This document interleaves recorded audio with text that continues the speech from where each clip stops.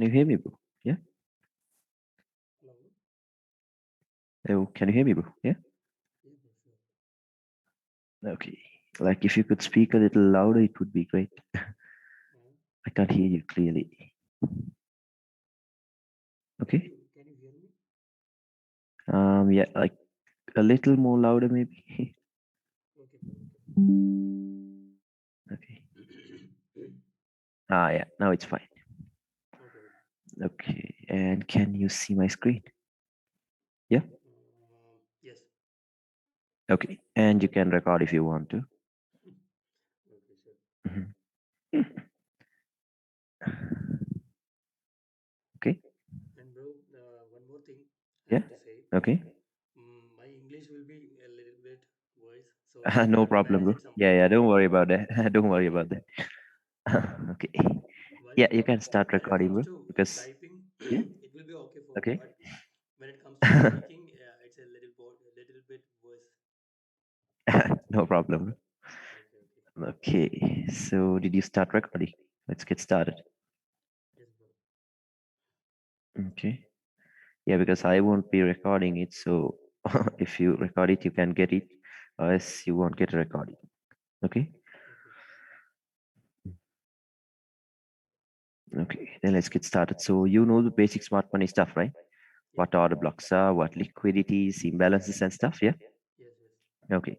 So now let's get started with this. Now, do you know about the strong highs and the strong lows, and the weak highs and the weak lows? Yeah. Yeah.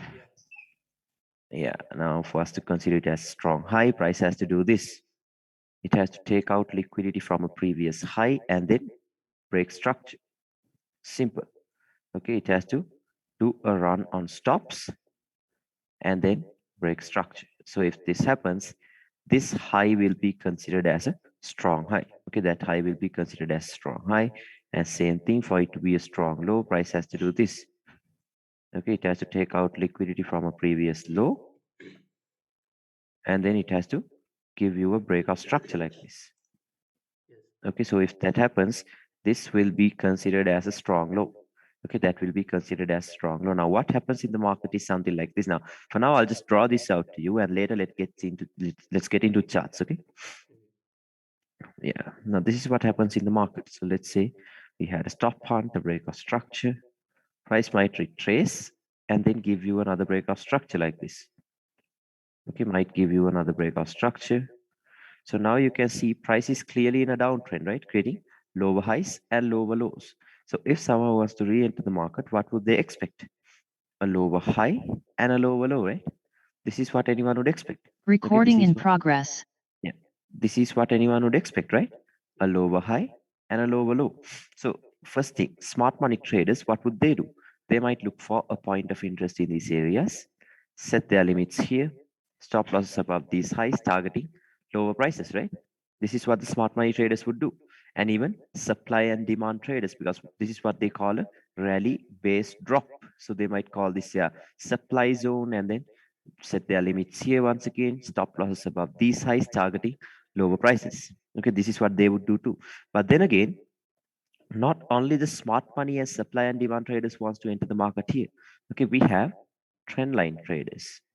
Okay, we have trend line traders. What they would do is they'll wait until the third touch into the trend line like this, and then stop losses above these highs, targeting lower prices once again. This is what they would do, right? This is what they would do. They will expect a move like this or something like that. Okay, so this is what they would do. And then again, we have break and retest traders. Okay, break and retest traders. What they would do is, like, what are the confirmations they use? Something like a bearish engulfing candle, right? Once they find out a bearish engulfing candle, they will sell this thing, stop loss above these highs, targeting lower prices once again. This is what they would do. Same thing, we have broken support turning into resistance. We have SNR liquidity. Okay, a broken support turning into resistance. What they would do is once they find out, once they find out a bearish engulfing candle, they're going to sell this thing, stop loss once again above that high, right? Once again above that high. Then we have breakout traders. Because why? What have the breakout traders been taught? So if price breaks structure, if it retraces and gives you another breakout structure, the breakout traders are going to have their buy stops above this high. Okay, buy stops are going to be placed above this high, because the reason is anyone knows that if something like this happens, it's going to be a breakout structure, right? It's going to be a breakout structure. So the Right. breakout traders, what they do is, now since they want an early entry, they're having their buy stops here, because they know that in case if that happens, price can keep going higher. Okay, so that's the thing. Now this right here, now let's look at this. Okay, how much of liquidity is resting above this high right here? A lot, right? All types of all types of traders are trapped above this high, right? All types of traders are trapped above this high. Like the yeah, 90% of the retail stop losses are right above that high. See that? Right above that high. So like if we call ourselves smart money traders, and if we do something like this, we're just adding into that pool of liquidity, right? Our stop loss is also with that liquidity. So you can't do that. So if you're a smart money trader, you have to be thinking like the smart money entities. Now, what are the intentions of the smart money? Is to take out the retail stop losses, right? Is to take out the retail stop losses. So where are the retail stop losses now? Right above that high. Right above that high. So knowing that, you're not going to sell it here. You're going to look for something above that. Okay? You're going to look for You are something saying above that. that Yeah, this will become an inducement, but it's exactly. not a valid structure high, right? It is not a very structural high. Okay, it is not a structural high. Now once we get into charts, I'll show you why it's not a structural high. Okay, yeah. Now people are induced into believing that this high right here is a break of structure point. See that? Inducements. People are induced into believing that this right here is a break of structure point, and another set of people are induced into selling from these areas, right? Selling from these areas. Now, like, that's the thing. Okay, the inducements, those are the things that matter the most. Okay, those are the things that matter the most. Now price might come up, and in these areas you might get good reactions. Why would they do that? Okay, only to like get you hyped up, nothing else. Because you know how we get the confirmation entries, right? Now when price taps into this point of interest, you might even get something like this on a lower time frame, a lower time frame breakout structure. Yeah. When price taps here, why are they doing that? Building up more and more liquidity. Now then what people would do is increase their risk and then reduce their stop loss on a lower time frame point of interest like this, right? Because why? The trade is confirmed after the breakout structure. So they might have their stop loss above these highs now, having the same targets like this. Why? That way they can increase their risk to reward ratio, right? Okay, so this is what they would do. And then again, some people might look at this as a trend line forming. Okay, some people might look at this as a trend line forming, and surprisingly, all of these areas will get respected for a while. Why would they do that? Building up more and more liquidity. See that? Yeah. More and more liquidity is getting built up. This is what we call engineered liquidity. Okay, engineered liquidity. And then what happens? All of a sudden, bam, will go straight through it, and all of the sellers will get stopped out. Okay, all of these sellers will get stopped out.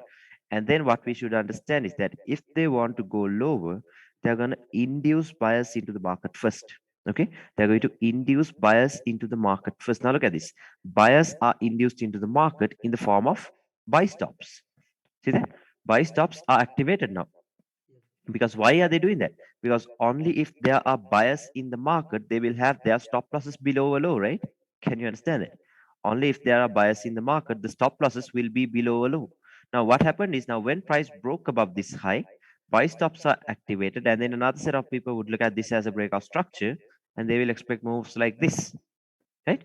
They will expect moves like this. So now, where are the stop losses placed? Right below this low, right? Right below that low. Can you understand it? Like they might look for order blocks or something from this area, set their buy limits here, stop losses below these lows, targeting high prices. This is what people would do, right? This is what people would do once they look at this as a breakout structure point. Now they will be expecting moves like this. Okay, so this is what they would expect. So that's the thing. This high right is what we call a major inducement, because why? Like when it was here, a lot of stop losses were getting built up above that high, but when it broke, now where are the stop losses? Right below this low, right? Right below that low. So with this high right here, what they did was they built a cause for lower prices. Now they have a reason to do this. See that? Now they have a reason to run below these lows. Okay. So now, yeah, price can go up. It will sweep all of these stop losses, activate the buy stops, and then they will quickly push price back down. Okay. This move will be very quick. And in these areas, once again, you might get reactions. Why? building up more liquidity. Okay, more and more liquidity is getting built up, these fake trend lines forming and all of that, and then where everyone will get stopped out. Okay, so this is that entry you should always focus on getting. Entry above the liquidity. Okay, entry above the liquidity. So you can set it here. Stop loss. The safe place for your stop loss is always above the strong high.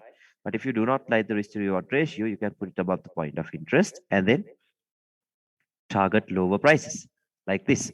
Okay, and now the reason I'm referring to this as a point of interest is because now this doesn't have to be an order block all the time. Okay, this could be an order block. Yeah, this could be an order block, or else this could be a breaker block, or else an imbalanced close price section. Okay, anything. But what makes it high probable is the liquidity that is resting below it.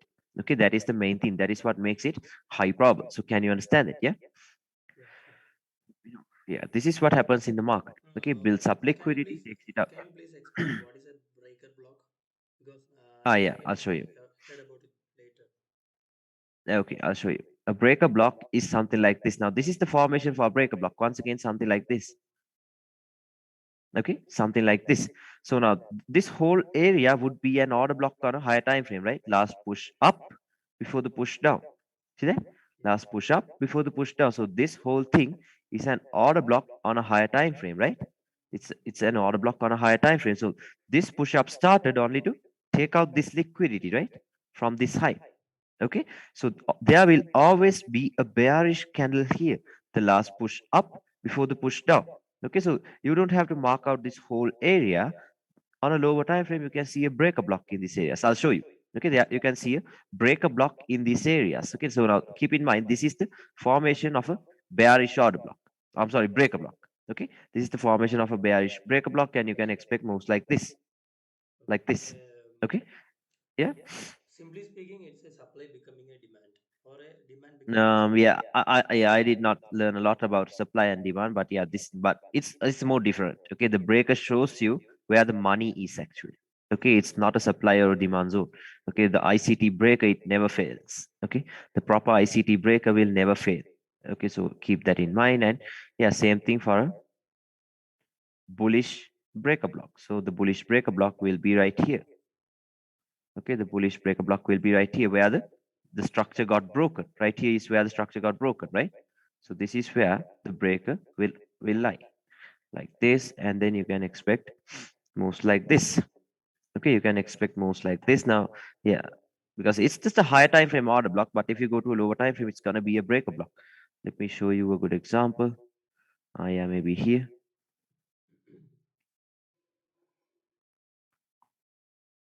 Okay, see this? This is an order block, right? Last push down before the push up. Okay, last push down before the push up, but what happened? Straight through it.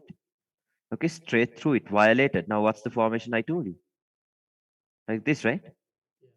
See that? So here is the breaker. Okay, here is the breaker, and where does price come into? Price will come back. Oh, shit. Okay, price will come back right into that, and then it drops. See that?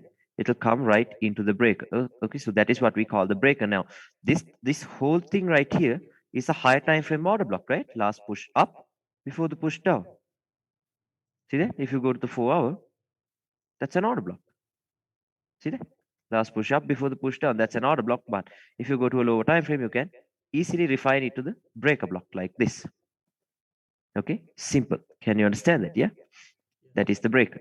Okay, that right here. Now, this is the formation you need all the time: a stop hunt and then a break. Okay, so this is where the breaker is. Someone Okay, may call it as a quasi model. yeah, you can even call it as a Quasimodo.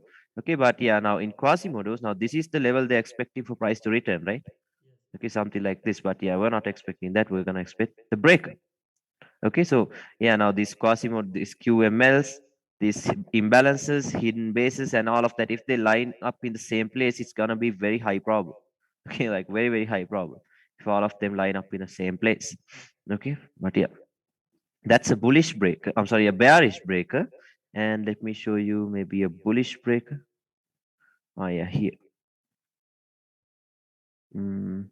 Yeah, right here. See this thing? This is a this is an order block on the daily, right? Last push down before the push up. But if you go to the 4 hour, see this? What's that? A little breaker. See that? A little breaker block right here. Can you see that? So that becomes your point of interest. Okay, that becomes your point of interest. And where does price come into? Right into that, and it goes. See that? A little tap, and then it goes. Okay, so these high time frame order blocks are always lower time frame break blocks. Okay, so keep that in mind. So that's a bullish breaker, and this is a bearish breaker. Okay, so it's clear, right? I hope it's clear. Okay. So that's about the breakers, and you get this thing, right? I hope you understood this. Okay. Yeah. Then that was the first example, and this right here will be the second example. Now price can do something like this.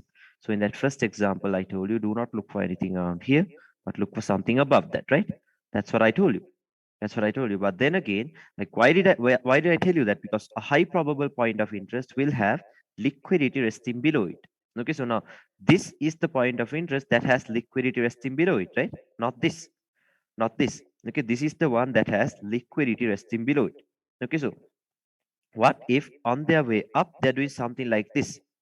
You have to always pay attention to how price is pulling back towards your point of interest. Okay, because let's say on their way up they're doing this, they're moving up with compression. They're moving up with compression, and let's say they started building up some liquidity like this.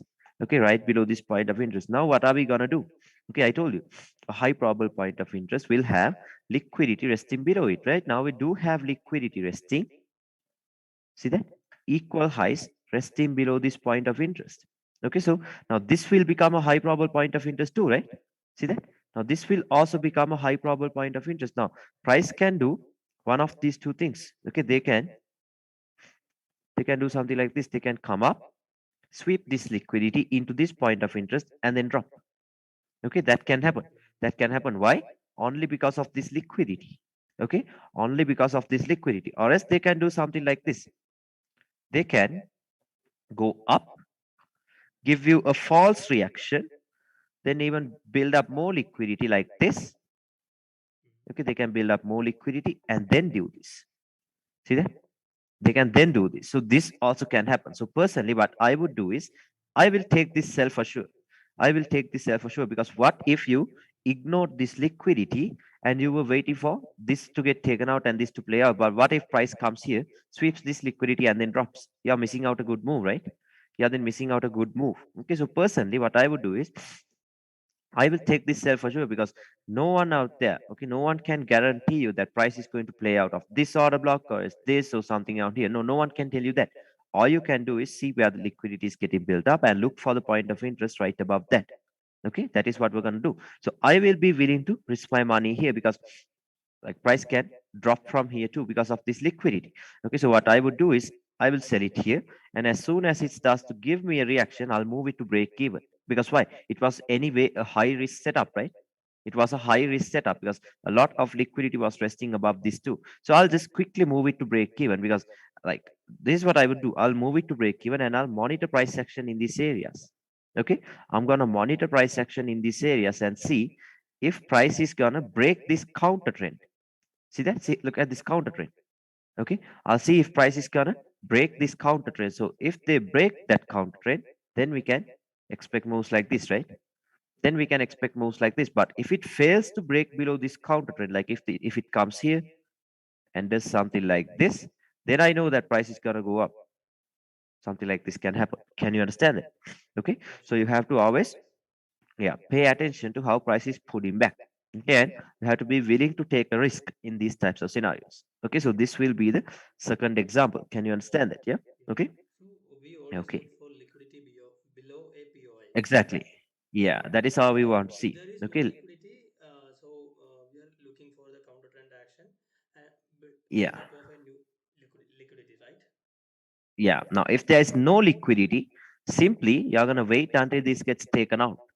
Okay. Now, sometimes it can play off, but it is not high probable anyway.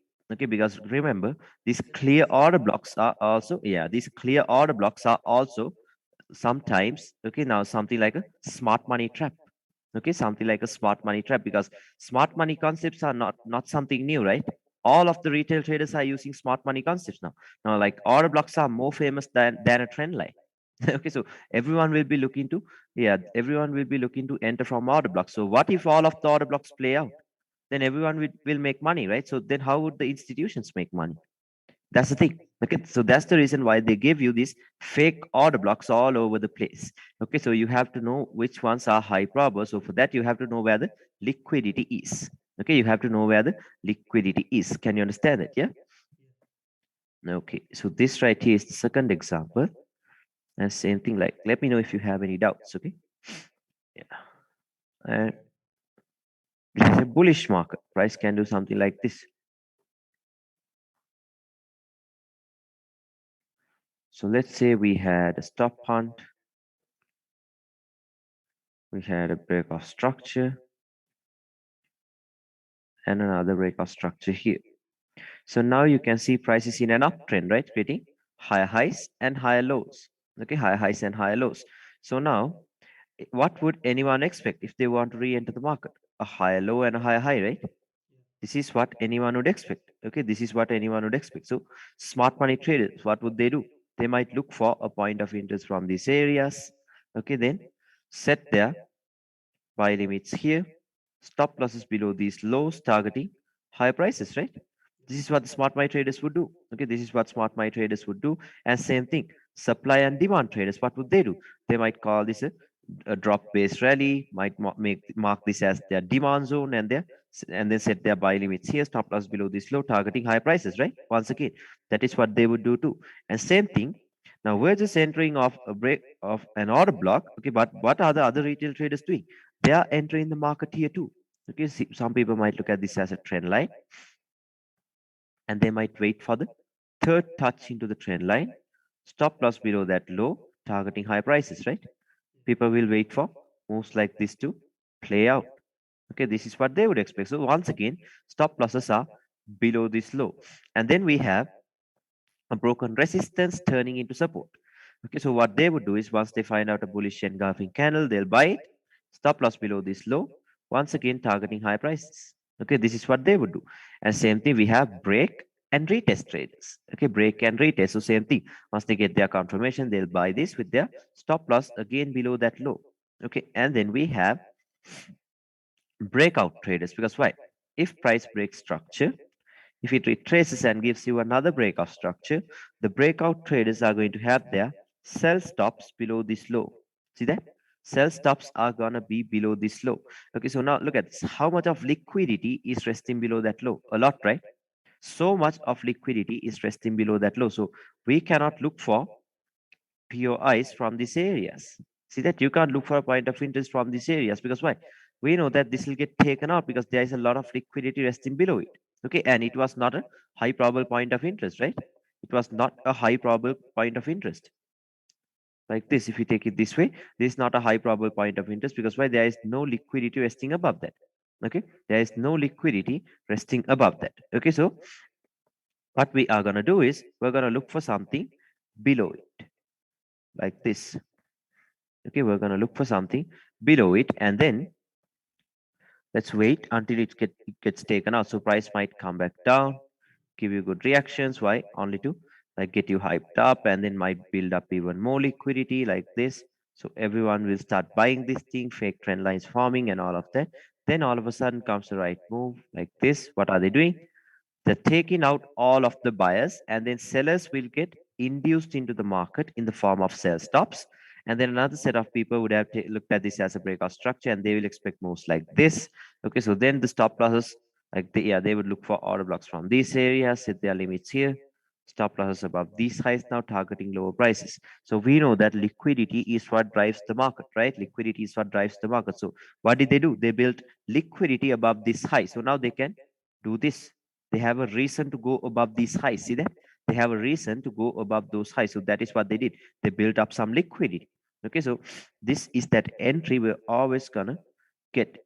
Okay, like this entry above the liquid. I'm sorry, entry below the liquidity, like this, targeting this high, and this move will be very quick. Like you would have seen, most of the time I get tapped in with a wick.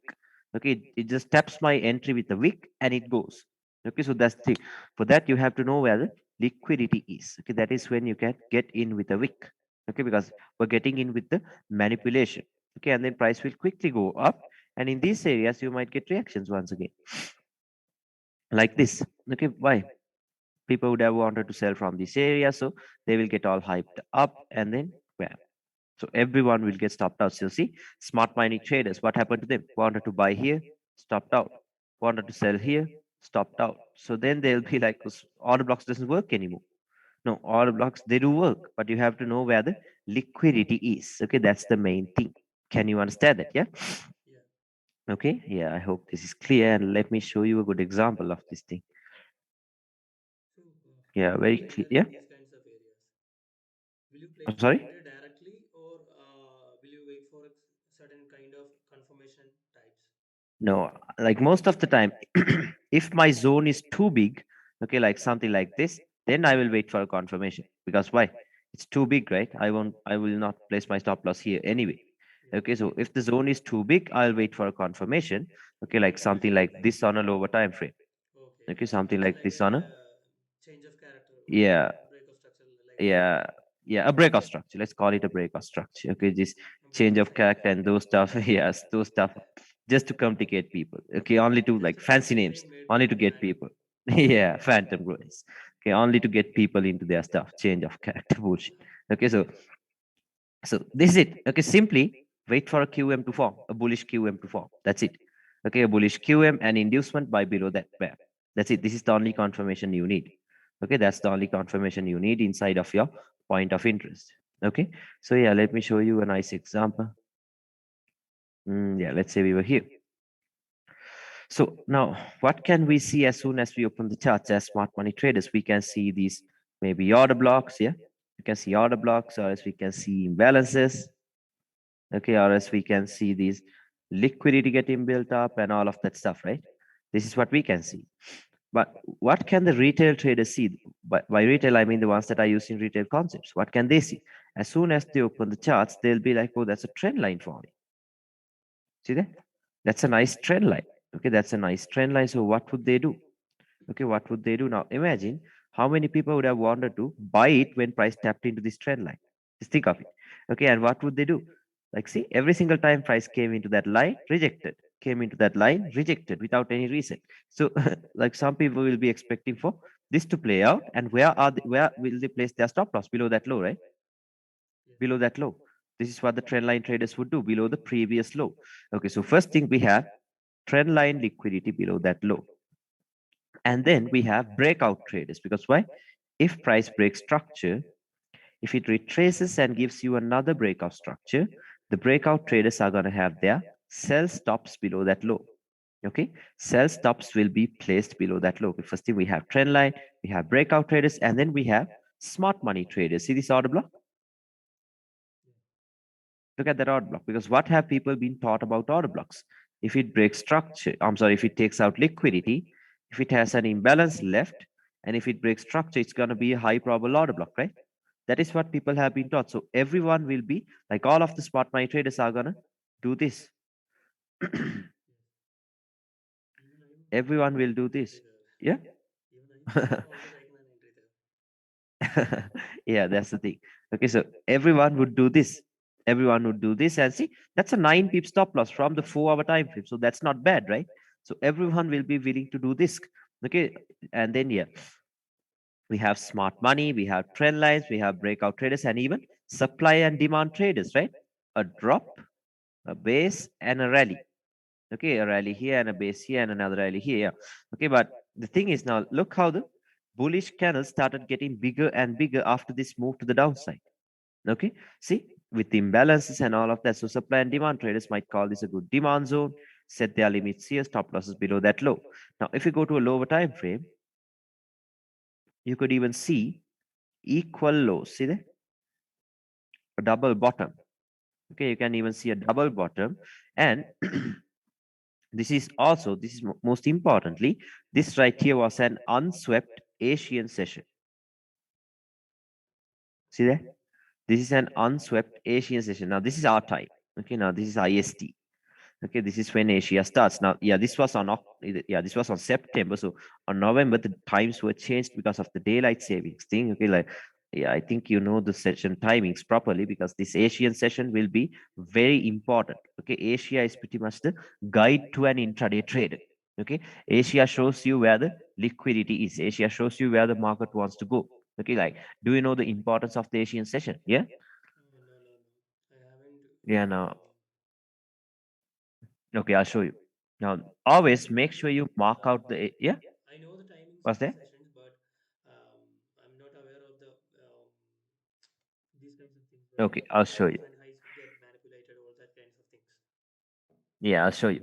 Now, this is what happens. Okay, this is what happens. So let's say now we know that Asian session is mostly a consolidation, right? Asian session will not move a lot. Okay, it is mostly a consolidation like this. Okay, Yeah. so Asia, yeah, Asia ends at the New York midnight time. Okay, Asia ends at New York midnight time. That is 10:30 a.m. for us. Okay, so Asia ends at the New York midnight time. So what happens is something like this now. There's a set of people called the session breakout traders. Okay, the session breakout traders. Now, like trust me, there are like groups on Instagram, pages on Instagram that teach you these strategies. Okay, session breakouts. So what they are gonna do is they'll have their buy stops above Asia, sell stops below Asia. Okay, because they would think if price breaks out of Asia like this, London is gonna be, or this whole day is gonna be bullish, or is London will continue this move to the upside. That is what they expect. Okay, that is what they expect. So they will have their buy stops above Asia. Okay, they'll have their buy stops above Asia. So after the New York midnight time, what happens is there will be a false run in the opposite direction like this. Okay, what are they doing? There will be a false run in the opposite direction. What they're actually doing is they're inducing bias into the market. See that? Inducing bias into the market. Now, everyone would think, okay, now it has broken out of Asia, so London is going to be bullish, and all of these trend lines and all of that stuff is forming. See that? All of this stuff is forming, and then what happens is with London open, bam, it will reverse. Okay, the whole thing will reverse like this. Okay, so keep in mind, most of the times there will be this false run in the opposite direction. Okay, now yeah, I did not make these things up. This is from ICT. Okay, this is what ICT calls the Judas swing. Okay, Judah? this is what Judas swing. Okay, yeah, he has some fancy names. Okay, Okay, okay. yeah, this is what he calls the Judas swing. Okay, the false run in the opposite direction. Okay, a false run in the opposite direction, inducing bias into the market. See, a fake trend line forming, more and more bias are getting induced. But what are they actually doing? Why are they doing this? Okay, firstly, to induce bias, and then they are reaching a key level of resistance. Okay, a key level of resistance. Now, when I say a resistance, not the YouTube support and resistance stuff, not that. Okay, something like a high probable bearish order block. That is what they're reaching now. Why is this high probable? Because we have Asian range liquidity being fed into that point of interest. See that? Asian sessions liquidity being fed into that point of interest. So price goes up. A false run in the opposite direction. Now I will show you examples of this thing. Don't worry. Okay, I'll show you examples. So a false run in the opposite direction. So with London Open, what happens? Bam. Everyone will get taken out. Okay, everyone will get taken out. So this is what happens. Okay, see now trend line traders, breakout traders, okay, maybe smart money traders too. Okay, smart money traders too who wanted to buy from these areas and all of that, even they will get taken out and then they will reverse this thing like this. Okay, this is what happens. So keep in mind, this is what we call the Judah swing. The Judah swing. Okay, a false run in the opposite direction. A false run in the opposite direction, or else we have a accumulation, manipulation, and then a distribution, the AMD. Okay, this is what ICT calls the AMD, accumulation, manipulation, distribution. So the manipulation usually occurs during London Open.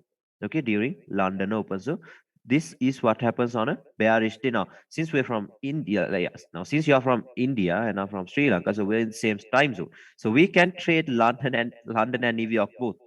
Okay, we can trade London and New York both, but I'll tell you, trade London. Okay, London is the easiest to trade, and like all of the quick moves happen during London. Like if you get one trade like this, like you're done for the day, right? Yes. This is all you need. This is all you need. Okay, so I'll show you how to get that. This is all you need. You're taking a sell here, targeting the Asian low, and bam, like within minutes, like will like most of the time this will happen like in less than 1 hour. Like this is all you need, right? In 1 hour, your targets are hit and Is you're it out known of as the an market. Yeah. ICT kill zone, right? Yeah. Okay. Now the ICT kill zone start 1 hour before the session. Okay. Okay, good to The know. London kill zone. Yeah. 1 hour before the session. 1 hour before London session is the London kill zone. Okay. 1 hour before the New York session is the New York kill zone. Okay. So like yeah. Now basically the London kill zone is the Frankfurt session. Okay, it's the Frankfurt session, but yeah, we call it a kill zone because that is where like something like a lot of fake moves will happen, a fake breakout structure. They will give you all of that, and then with London Open, everyone will get taken out. I'll show you. Okay, because the sessions will always open with fake moves. Okay, the sessions will always open with fake moves. Okay, so I'll show you that. But you get this thing right. I hope you understood it. Yeah. Absolutely. Sure. Okay. Sorry for that. So that's about that. And same thing on a bullish day. Okay, what they're going to do is they will give you a false run in the opposite direction like this. Why? First thing, session breakout traders will get induced. They will think, okay, now price is going to fall. Okay, and then a fake trend line forming and all of that liquidity getting built up. But what are they doing? A false run in the opposite direction. Okay, a false run in the opposite direction. Why are they doing that? Okay, why are they doing that? Building up more and more liquidity. Okay, sellers are getting induced, sellers are getting induced, but what they are actually doing is they are reaching a key level of support, something like a high probable point of interest. Okay, a high probable point of interest like this, so it drops back down, and then what happens with London Open? Bam, reverses. Okay, so this is what we call the Judah swing right here. Okay, the false run in the opposite direction. That is what we call the Judah swing. Like sellers will get induced into the market, this fake trend line is forming, everyone will be wanting to sell this thing with London kill zone, or else with London Open, bam, everyone will get stopped out. Okay, so there's the Judah swing. So it's always when now we can do two things. Okay, now I'll show you examples. Okay, we can do two things. What I would do is I will sell it from here to here and then buy it from here to here. Okay, like there are ways that you can trade the fake move and you can trade the right move too. Okay, but you have to do a lot of back testing. I'll show you. Okay, this is what I always do. I'll sell it and then I'll buy it. Okay, so we are like if you know their intentions, you can play along with them. Okay, so all of this stuff is possible not with London Open, but yeah, even with New York, it's the same thing. Okay, now London will open, and after 1 or 2 hours, it will go into the London lunch. Okay, the London lunch. So same thing. Once again, it might start building up some liquidity like this. With New York Open, they will do this. Bam. Okay, so same thing that happens here. Asia builds the context for London Open. London lunch builds the context for New York Open. They will do this and then bam. Okay, this is So what's what gonna all of happen. these things have been Yeah, told as yeah, something like the price time theory? yeah. Even like time and price. Okay, Time and time price, and yeah. price will This is play a a time and major price role. relation, right? Yeah, now this is not actually it. Okay, now ICT is the one that knows the time and price thing properly, but this is all I know, honestly. Okay, I do not know anything about this, but I'll show you how time and price works. Okay, because with London Open, with London Keys on Open, a lot of fake moves will happen. Okay, so you can trade all of that too, even the fake moves, you can trade it, knowing that it's a fake move. Okay, so yeah, this is what happens with London Lunch. They will build up some liquidity, so price will drop back down with New York Open into that order block that was created during London. Okay, Okay. like this. And then yeah, when price comes here, you can look for a setup once again for what are we looking for? Simply a bullish QM, and then you can buy this like that. Okay, so this is what happens. This is what happens. Accumulation, manipulation, distribution. Accumulation, manipulation, distribution. Okay, that is how it goes. Can you understand it? Yeah. So this happens every day, Okay, right? not every single day. Okay, now yeah, it happens every day. Okay, now because I will show you examples, it actually happens every single day.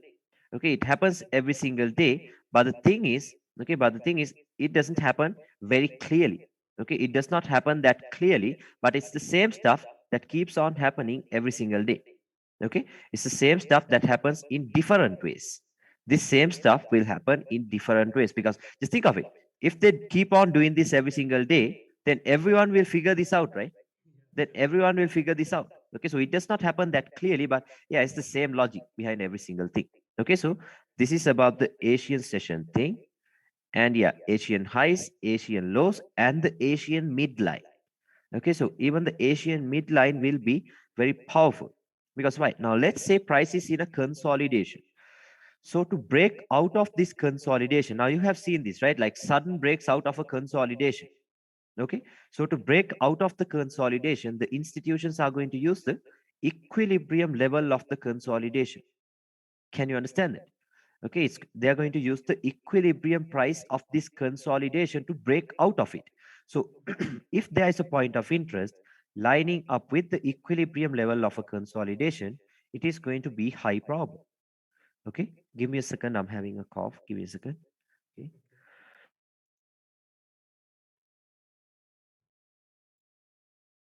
Okay. Okay, so if there is a point of interest, can you hear me? Yeah, Yeah. can you hear me, bro? Yes. Yes.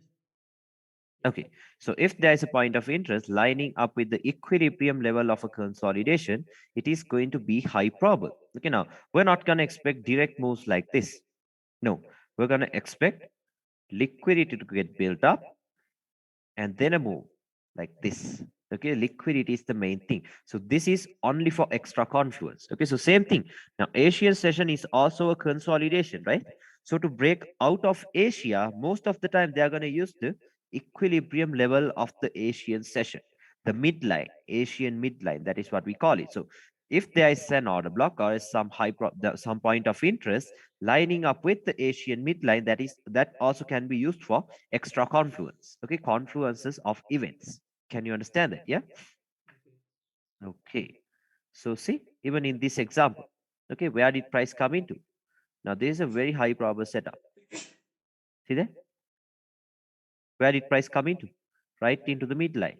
Okay, we have liquidity. Okay, we have the QM level, we have the Asian midline, all of that. Look at the move there. Bam. A very high probable setup. Okay, like you know the QM levels, right? The QMLs. Bam. This is where the QM is. And then liquidity got built up, tapped, and it goes. Okay, tapped and it goes. So this will be a very, very high probable setup. Asian midline is also here. Okay, so can you understand that? Yeah. Okay, that's about that. And then let's go into the high time frames once again. So now you know why we are not gonna trust this low to hold, right? We know why now you know a lot of liquidity is resting below that low. So you are not gonna expect that to hold. Okay, you're not gonna expect that to hold. So we can't take this as the liquidity and then wait for this to play out. Because look at this. How far away this is from this low. 30 pips away from the point of interest. So there will not be 30 pip manipulations, right? Who will do a 30 pip manipulation? Because if it now, after taking this low out, if it keeps dropping for 30 pips, then the people that had their sell stops here will be in deep profits, right? Will be in deep profits. Okay, so that won't happen. They will quickly, after taking that low out, they'll quickly pull back up. Okay, they will quickly pull back up. So you have to look for a point of interest that is closer to this inducement. Okay, closer to the inducement. Now, actually, you don't even have to have a point of interest. If you know that this is liquidity, simply what you can do is as soon as it gets taken out, look for a bullish QM to form, buy it here. That's it. Okay. You can buy it here. Okay, so you don't even have to have a point of interest. But yeah, if you really want to, you can look for a point of interest. And if you pay close attention, you can see from the high of this wick to the low of this wick, there's a little imbalance left. Yes. See that? Now Yes. this is not an accident. Okay, this is nothing random. They did this on purpose. Okay, they did this on purpose because now they have a reason to come back down, right? Now they have a reason to come back down and fill the imbalance because there is a lot of liquidity resting below that low. Okay, so this is how I would personally refine it. I will refine it to this wick. That's it. Okay. Okay, my entry on the imbalance close price section, my stop loss below this, below this wick right here, or as the body of the candle that has the imbalance. Okay, this is how I would personally refine it. Can you understand that? Yeah. Yes. Yeah, But like this. I have some doubts because we can take that wick also as a dimension, right? Yeah, you can even take this wick. You can even take this week. Okay, yeah, you can even take the whole week. Okay, but for me personally, I will always look for the one that is, look for the point of interest that is closest to the inducement. So what's the closest one? It's the imbalance, right? Yeah. The imbalance is the one that is closest, not this week. Okay, not the week, the imbalance. Okay, so I'm going to use So the you're saying imbalance that there. we should Yeah. look for some sort of imbalance and a POI. No, it's When like it's this. You have to use the one that is closest. See that? okay, You can use the one that is closest to the inducement. So what's the yeah, what's the closest point of interest you have? It's the imbalance, right? Not the wick. yeah, Not the wick. It's the imbalance. So we can use that imbalance there. Okay. okay. And So then we are using the 4 hour time frame for identifying these kinds of higher time frame structure, right? Or now anything, any time frame. Okay. Now I'm just going to show you the example of this thing. Okay. I just wanted to show you an example only because price is fractal. yes, Okay, price is fractal, so the same thing happens on every single time frame. Okay, every single time frame. Okay, now this is not only applicable for lower time frames. Okay, so okay, you can do this. Stop loss here. Give me a second, like, sorry for that, I'm having a little cough today. Okay, see that? And we're targeting higher prices. Okay, give me a second.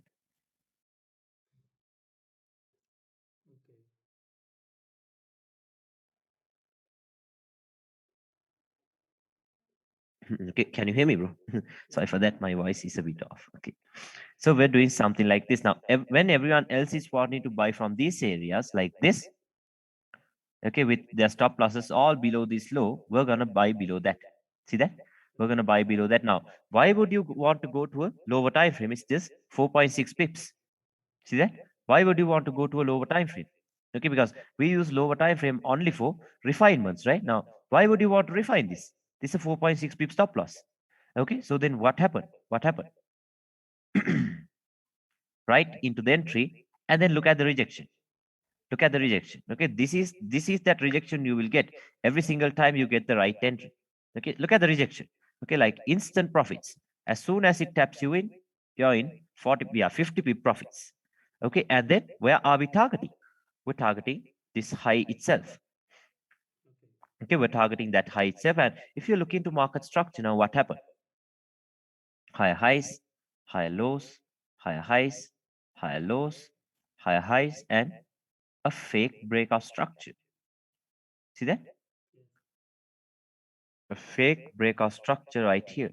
Now, what did they do? When they broke below that low, now everyone would have looked at this as a breakout structure, and now they will be wanting to sell from these areas, right? Expecting moves like this. yes, Can you understand it? Okay, because why? This was a breakout structure for them. Okay, so then what they would do is they will, yeah, they might look for points of interest from these areas, and they will be looking to sell this thing, right? yes, They will be looking to sell this thing from these areas. Okay, and look at what happened. Look at what happened. Okay, started going up. See, this is the reaction you will get. Okay, it will shoot up. It will shoot up, and when price gets into these areas, look at that. Okay, what happened? Look at the drop. Why are they doing that? Inducements. Inducements. See, even a breakout structure. Even a breakout structure. So imagine after this breakout structure, how many people would have wanted to sell it from these areas? See that? How many people would have wanted to sell it from these areas? A lot, right? A lot of people. Now, remember, in these types of candles, the volume is always in the body. Okay, so you don't have to mark out the whole thing like this. You can just mark out the body. Okay, so yeah, everyone will be willing to sell from these areas. But if you take a look into the bigger picture, okay, look at all of this liquidity getting built up, a fake resistance. See that? Every single time price comes into that level, what happens? It drops. It comes into that level, it drops. See that? So that's a retail resistance, right? That's a retail resistance. So we are not going to trust them. Okay, that should be our target. Okay, the retail resistance should be our target. Now look how risky sells from these areas are. Very risky, right? Very, very risky because a lot of liquidity is resting above that high. Okay, a lot of liquidity is resting above that high. Like even I took this sell here, no problem with that. Even I took this sell here, but I'm not gonna hold this into these areas. Okay, because keep in mind, the exits are more important than entries. Okay, like anyone can enter anywhere, but where are you going to pay yourself? That's the most important thing. Okay, now imagine if I took a sell here and did not take anything off until it gets here. What happens? I'm going to get stopped out, right? Because look at all of this liquidity. Okay, and since we are intraday traders, we could trade this thing because that's see that? That's an 80 pip move. Okay, that is an 80 pip move. So for an intraday trader, that's more than enough, right? Yeah. That's more than enough. Okay, so yeah, even I took it and I closed everything from this imbalance. That's it, because of all of this liquidity. Okay, because of all of that liquidity, and I closed everything. Then price started retracing. Now imagine how many people would have wanted to sell it from these areas. And look at the reaction once again. Look at the reaction. Why? Liquidity. More and more liquidity is getting built up. Now people might have taken this as a QM. Stop hunt, breakout structure, and they will be wanting to sell from these areas. But then again, you have to always look into the liquidity. See this? A lot of liquidity is getting built up. So then again, I told you, right? If liquidity is getting built up, what are we going to do? Look for a point of interest above that, because that's going to be high probable, right? Liquid above an entry above the liquidity. I told you. So if you look at this, can you see this imbalance? See that? So why did they leave it there? Okay, nothing random. Nothing random. Now you might be looking at this imbalance too, but this imbalance was actually filled on most of the brokers. Okay, from broker to broker, the information differs. Okay, so always, yeah, trust the broker that you're using. Okay, trust the broker that you're using, like the one that you use to execute your trades on MT4. Okay, so let's say if it's IC market, see if IC market has filled it. Okay, but yeah, on most of the brokers, this thing right here was filled. So this was the one that was not filled. Okay, so if this is liquidity, this is going to be high probable, right? This is going to be high probable. And then what happened? Now imagine how many sellers are trapped here. Fake resistance, smart money traders, the ones that are trading market structure, everyone is trapped here, right? Everyone is trapped here. And then what happened? Straight through it. Okay, straight through it. Okay, now I honestly, I took this sell here, but I couldn't take the, I took this buy here, but I couldn't take the sell. Okay, I could not take the sell here. Okay, because yeah, I think I did not trade that day or something. But yeah, what happened? Tapped into the imbalance and now it's coming back down. See that? Just a little tap into the imbalance and it's coming back down. Now, why was that imbalance high probable? Because of all of that liquidity. Yeah, I'll have to refresh this every single time. We have every 10 minutes, because there's an issue with trading which is laggy. Okay, so yeah, price will go up. And look what happened to the smart money traders. Wanted to buy here, stopped out. Wanted to sell here, stopped out. See that? They have no idea what's going on. No idea what's going on. But if you look into the liquidity, you know what's going on. See that? And even the retail traders, see that? A broken resistance might turn into a support. So they will be expecting moves like this. See that? They'll be expecting moves like this. But what happened? What happened? Now they're falling back down. Look at that. Once you enter with liquidity, this is the reaction you get. 60 pips instantly. Instant 60 pips. Okay, this is the reaction you get every single time you enter with the liquidity. Look how hard it's falling. Okay, it will fall back down like crazy. Okay, so it dropped back down. And then, yeah, let's go to the 4 hour. Let's go to the 4 hour. And then look at this. This liquidity, this liquidity, okay, that is what shows you that a huge reversal is about to happen, right? Can you understand that? When there is liquidity like this, you can expect a huge reversal to happen all the time. Okay, all the time. So then now look at this. A reversal is about to happen, right? Look at all of this liquidity getting built up. A fake resistance. Okay, a fake resistance. And then what happened? Now they're falling.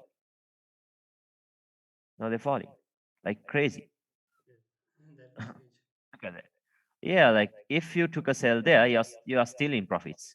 See that? If you took a sell there, yeah, that was like 600 pips, I guess. Yeah, almost 600 pips. Okay, so that's the thing. You understand the concept, right? Where is the liquidity? Entry below that. Where is the liquidity? Entry above that. Okay, always like dodge their traps. Like, see, even like how many times did they fool you? Look at this breakout structure. Look at that fake breakout structure when it taps here. How many sellers are induced here to get their confirmation entries? See that? How many traders are induced here? Okay, like if you go to a lower time frame, look at the reaction they gave. Okay, look at that reaction. when price tapped into these areas. Look at the reaction. Why? Inducements. Okay, inducements. See, like a 30 pip reaction, and then what happened? Straight through it, straight through it, tapped into this, and then it dropped. Okay, that's the thing. Okay, so you have to always pay attention to like all of the liquidity that is getting built up. Okay, that's the main thing. Okay, you have to pay attention to that. And yeah, that's it. A very simple trade, a very simple trade. Like, look how they fall all the time. It will come into your entry like super fast. Okay, but like, what have we been taught? Do not catch a falling knife, right? Do not catch a falling knife. So who would want to enter it here? Look at how it's dropping. A very quick move, and then a very quick move to the upside. See that? Okay, so you have to always pay attention to all of this stuff. Okay, because we're price action traders, right? We have to pay attention to everything that price action is showing you. Okay, everything. So that's the thing. It dropped back down very quickly, cleared out all of this liquidity. So we entered here, and then it started going up. Okay, very simple. Can you understand it? Yeah. Yeah. Okay. So that's about I that. have Yeah. some doubts. Can you please Okay. give me the access to the annotation tool? Yeah, I think I have given you permission. Yeah, yeah. Yeah. So can I mark? Yeah, yeah, sure. You can do anything. Um, See, one thing I always got confused about is this Okay. thing. You see this thing, this wick. Okay. The whole of this wick is an unmitigated zone, right? Yeah, it's an unmitigated zone. So what I will do is I will Yeah. wait for it to come down here and wait for a QM or kind of a Into chart the to form. wick? And yes, so No. that thing always get into a Yeah, confusion. that's why I told you. The closest one. Okay, the closest one. What's your closest one? What's your closest point of interest? Now, when I So say a point you of are you interest, are saying yeah, that here we have an imbalance. That's the reason yeah, that's the you reason. took this That's wick. the reason why I'm taking it exactly. Now, if there was no imbalance, if it was only this wick, for sure I'm going to use the wick. See that? Okay, For sure, I'm gonna use the wick. Okay, okay, but if there is nothing like that, now in this example, let's see that there was no imbalance, so we could have used the wick.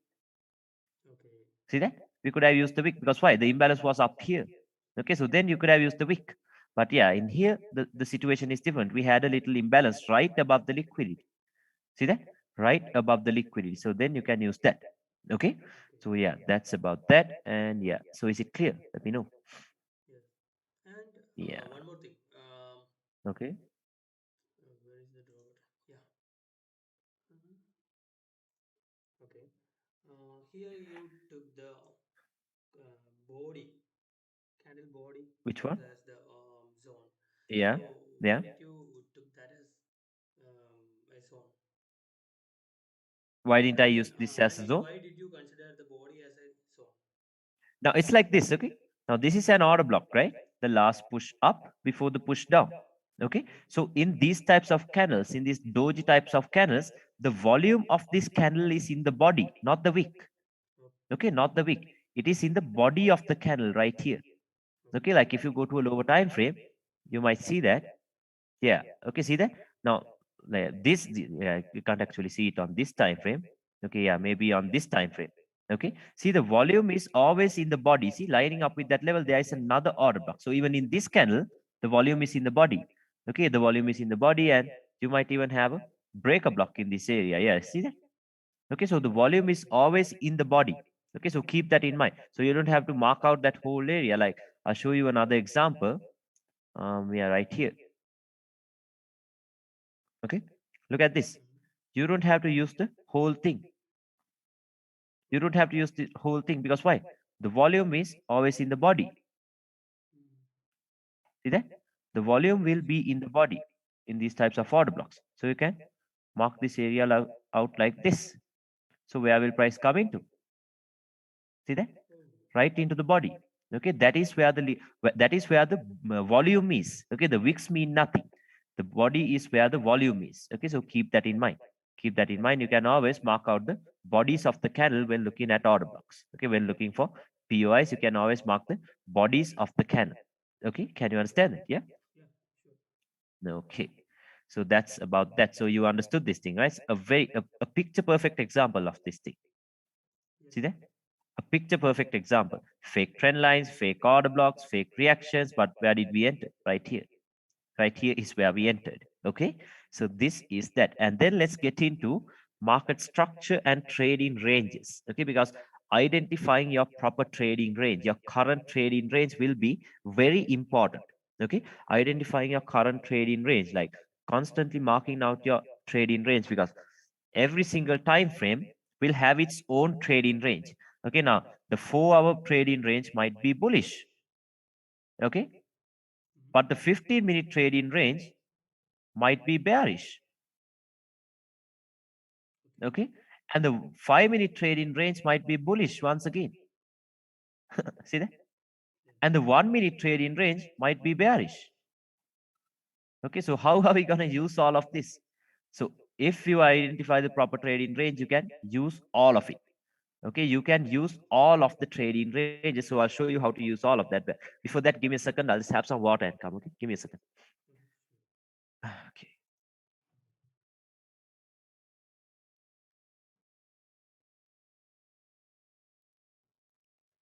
అమ్మా అమ్మా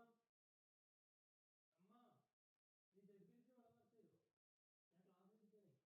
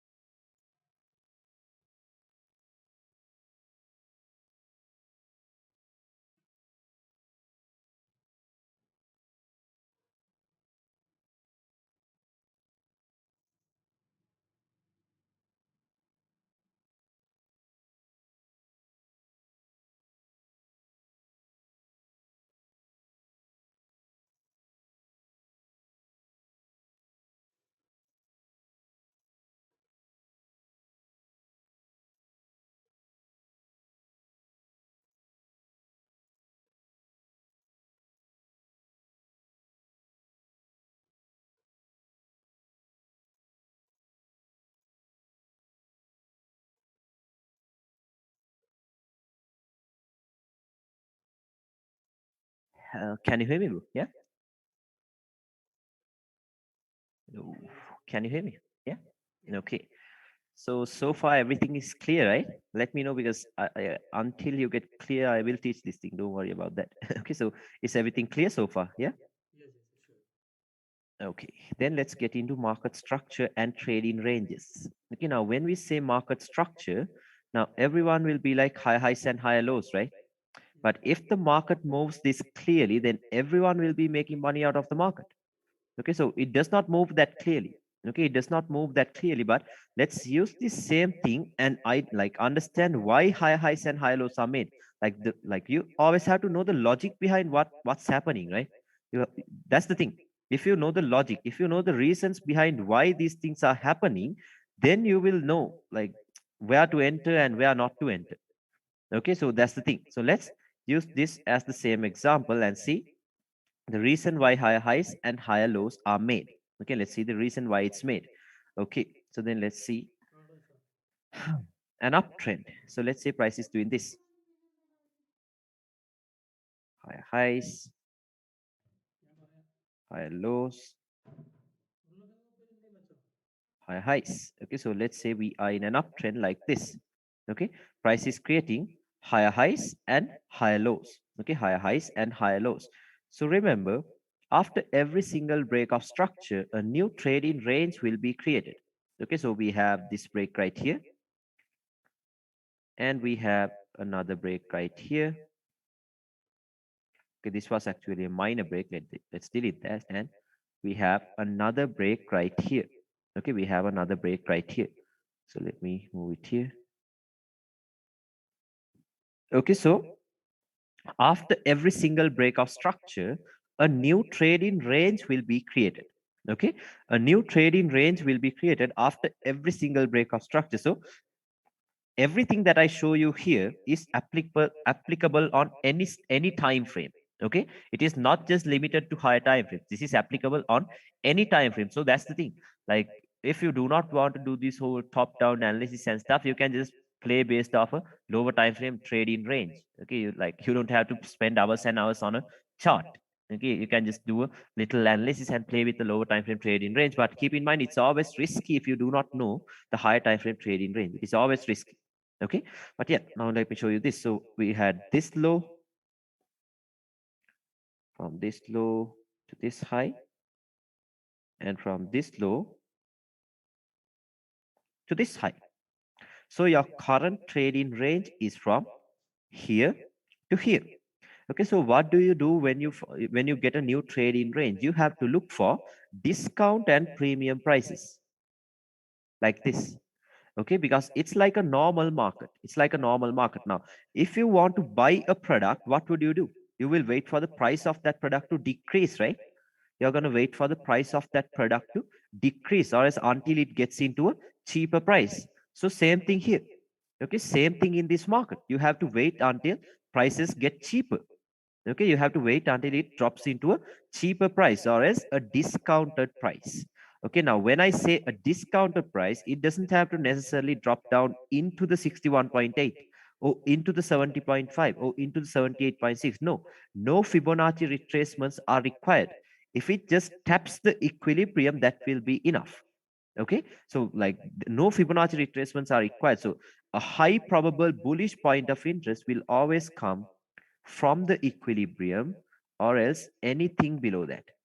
Okay, from the equilibrium or else anything below that. We're not going to look for any points of interest above the 50%, above the equilibrium. No.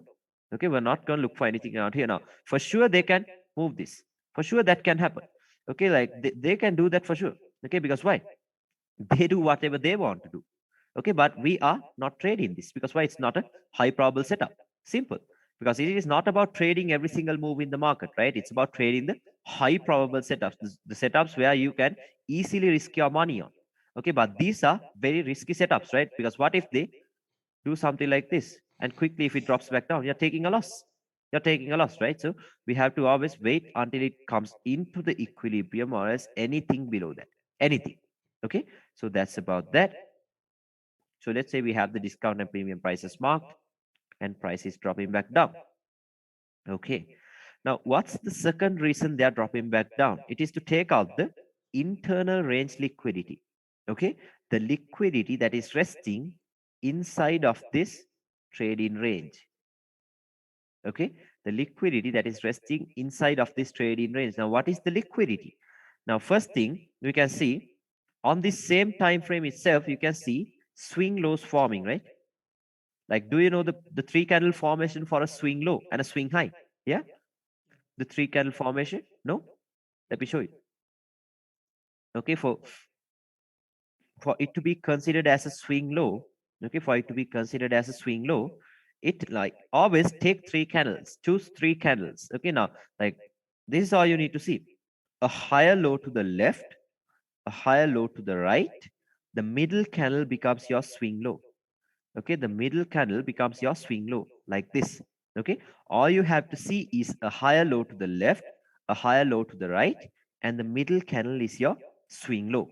Okay, the middle candle is your swing low. So that is all you need to see, a swing point. See, now look, because understanding this will be very powerful, because this is where the breakout traders are going to have their sell stop set.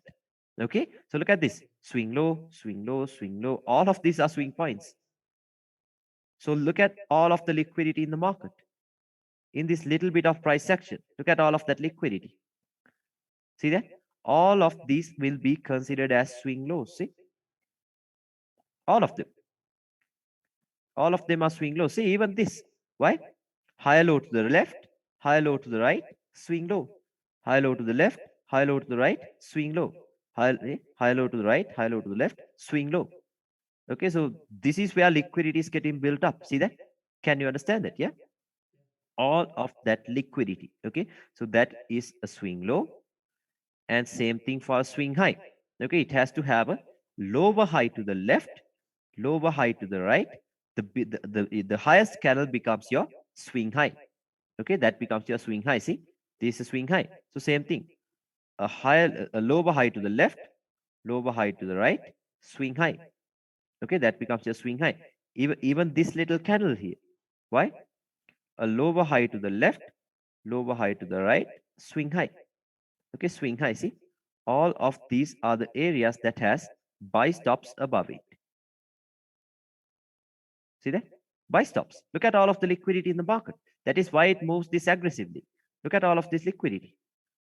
Now, yeah, now most people, when I say swing highs, okay, they will look for only the, like, yeah, only for areas like this. Now, when I say swing highs, most people will look for only these areas. No, those are not only the swing highs. Okay, the three candle formation is all you need. See that? This is all you need. Now, what happens? Every single time they run below a swing low, okay, look what they do. Goes below that, activates the sell stops, pushes back up. See that? Activate the sell stops, pulls back up. Even from this swing low, see? Activates the sell stops, pulls back up. Look at this. Every single time. Activate the sell stops, pulls back up. Okay, so this is what happens. This is what happens. Okay, so even here, activated the buy stops, pulled back down. And then once again, what happened? Activated the buy stops, pulled back down. Okay, so this is what they do. This is what they do. So the swing highs and swing lows are very, very, very important. Okay, in terms of market structure, in terms of liquidity, and all of that. The three candle formation. Okay, so yeah, you have to get used to looking at it that way if you were not already looking at it that way. Okay, so yeah, now inside of this time frame, inside of the same time frame, you can see these swing lows getting formed, right? The three candle formation inside of this trading range. So that is where the sell stops are. Okay, that is where the sell stops are. So when I say internal range liquidity, all of these swing lows that are resting inside of this trading range will turn into internal range liquidity. Okay, internal range liquidity. So the reason they are dropping back down. So keep in mind, a drop in a bullish market is a hunt for sell stops. Okay, a drop in a bullish market is a hunt for sell stops. So price comes back down, clears out the sell stops or as the internal range liquidity. After taking out the internal range liquidity, where will they go next? They will go after external range liquidity. Where is the external range liquidity? Right above this high. Okay, or else after taking out sell stops, where will they go next? They will go after buy stops. Where are the buy stops? Above that high, like that. Okay, so then you can see a high low and a high high. Okay, so can you understand that? Yeah, let me know. Is everything clear about this? Do you have any other doubts? Yeah, See, I have one doubt. yeah, Can you? I will use the annotation tool. okay. Mm, can you see this? Um, yeah, I'll see that only after like 5 seconds, I guess. No, I can't see it. Uh, Ah, yeah, yeah, yeah, I can see it now. okay. Yeah, yeah, I can see it. See, all these were the internal range liquidities, right? Yeah, yeah, yeah. Um, so the thing that confuses me about this thing is, um, Okay. Sometimes price will go up without clearing the internal range yeah, liquidity. yeah, yeah, Is yeah, that yeah. the problem? So Yeah, I know that's your how can problem. we identify that? Okay, okay, I'll show you. I'll show you. Now have your drawing as it is. Don't delete it. Okay. Now I told you. Ah, you did it. Okay, it's okay. So let's say we had it this way. Okay. So I told you, right? Discount and premium prices. Yeah. Like this. Okay, now this is the thing. Now let's assume this is the 4-hour trade in range. Let's assume this is the 4-hour trade in range. Okay. But inside of the 4-hour trade in range, you might have a daily point of interest like this. See that? Okay. Last push down before the push up. So this is a daily point of interest and it is in a discounted price. See that? Okay. It is in a discounted price. So then this internal range liquidity is being fed into this point of interest. So it's high probable, right? So price can do this. They can come back down to this and then go up like this without clearing this liquidity out. Why? Because there was a higher time frame point of interest here. Simple. See that? That is the reason why they don't come back down all the way into these areas all the time. Like sometimes they do, sometimes they do. Okay, but what if now? Most of the time they clear out all of that when there is a lot of liquidity, like trend lines like this forming, then they will clear out all of this and then tap into this. Because we can't look for any POIs from these areas, right? Why? A lot of liquidity, a lot of liquidity. So then, yeah, so then they can clear this out. But sometimes they can go from here without clearing out these lows because why? this is a higher time frame point of interest inside of this lower time frame trading range. So they can tap here, clear this internal range liquidity into this point of interest, and then go up. See that? That can happen. That can happen. Okay, so that's the reason why I asked you to look for discount and premium prices. Okay, so is it clear? Is it clear? Yeah, I know your question before you ask it, because everyone asked that. Okay, so yeah. So yeah, then price can drop back down to clear out the internal range liquidity. So after clearing out the internal range liquidity, where can we expect price to go next? External range liquidity, right? Yeah, like this. After taking out sell stops, they will go after buy stops. So took these sell stops out, then you can expect the buy stops to get taken out. Simple. Okay, now, but how do we confirm that a new trading range is created? Okay, how do we confirm that a new trading range is created? Now, this is the most important thing about trading ranges. Okay, keep this in mind. This is the most important thing. So let's say we had a strong low created. So internal range liquidity is taken out. And after that, where will price go next? External range liquidity. Okay, so now let me mark out the swing lows too. So let's say price is going up like this. Let's say price is going up like this. And only once you get a break outside of this trading range, okay, only once you get a break outside of that, you can consider this as your strong low, or as the low of the new trading range. Okay, the low of the new trading range. But how are you gonna mark out your high? So you can't take your high from here to here. No, you can't do that. Okay, there's a way to confirm the high. So for you to confirm the high, it has to give you a break of structure in the opposite direction. See that? Yes. Only once you get that break of structure, this becomes your new trading range. So see, higher highs, higher lows, higher highs. Okay? Only this break of structure. This is the most important thing, the break of structure in the opposite direction. Now, when I say a break of structure, I mean a swing low. You saw the swing low, right? A swing low getting broken. That's it. The three candle formation getting broken. That is all I want to see. Okay, after breaking out of this high, I want to see a swing low getting broken. That's it. Now, when I say a break of structure, now there are many ways of looking at break of structures, right? Some people might look at it as a wick to wick break, or as a body to body break. Okay, but for me, the high probable break of structure is a wick to body break. Can you understand it? Something like this. Like, yeah, let's take it this way. This wick has to be broken by a body closing, like that. Can you understand that? Yeah. The wick has to be broken by a body closing. That those are the most high probable breaks of structures for me personally. Okay. Now, yeah, there are times I don't use it that way, but those are the high probable breaks. Okay, those are the high probable breaks. The wick has to get closed, has to get broken by a body closing above it. Yeah. Okay. Okay. Like, yeah, sometimes you can use like maybe a wick to wick break too.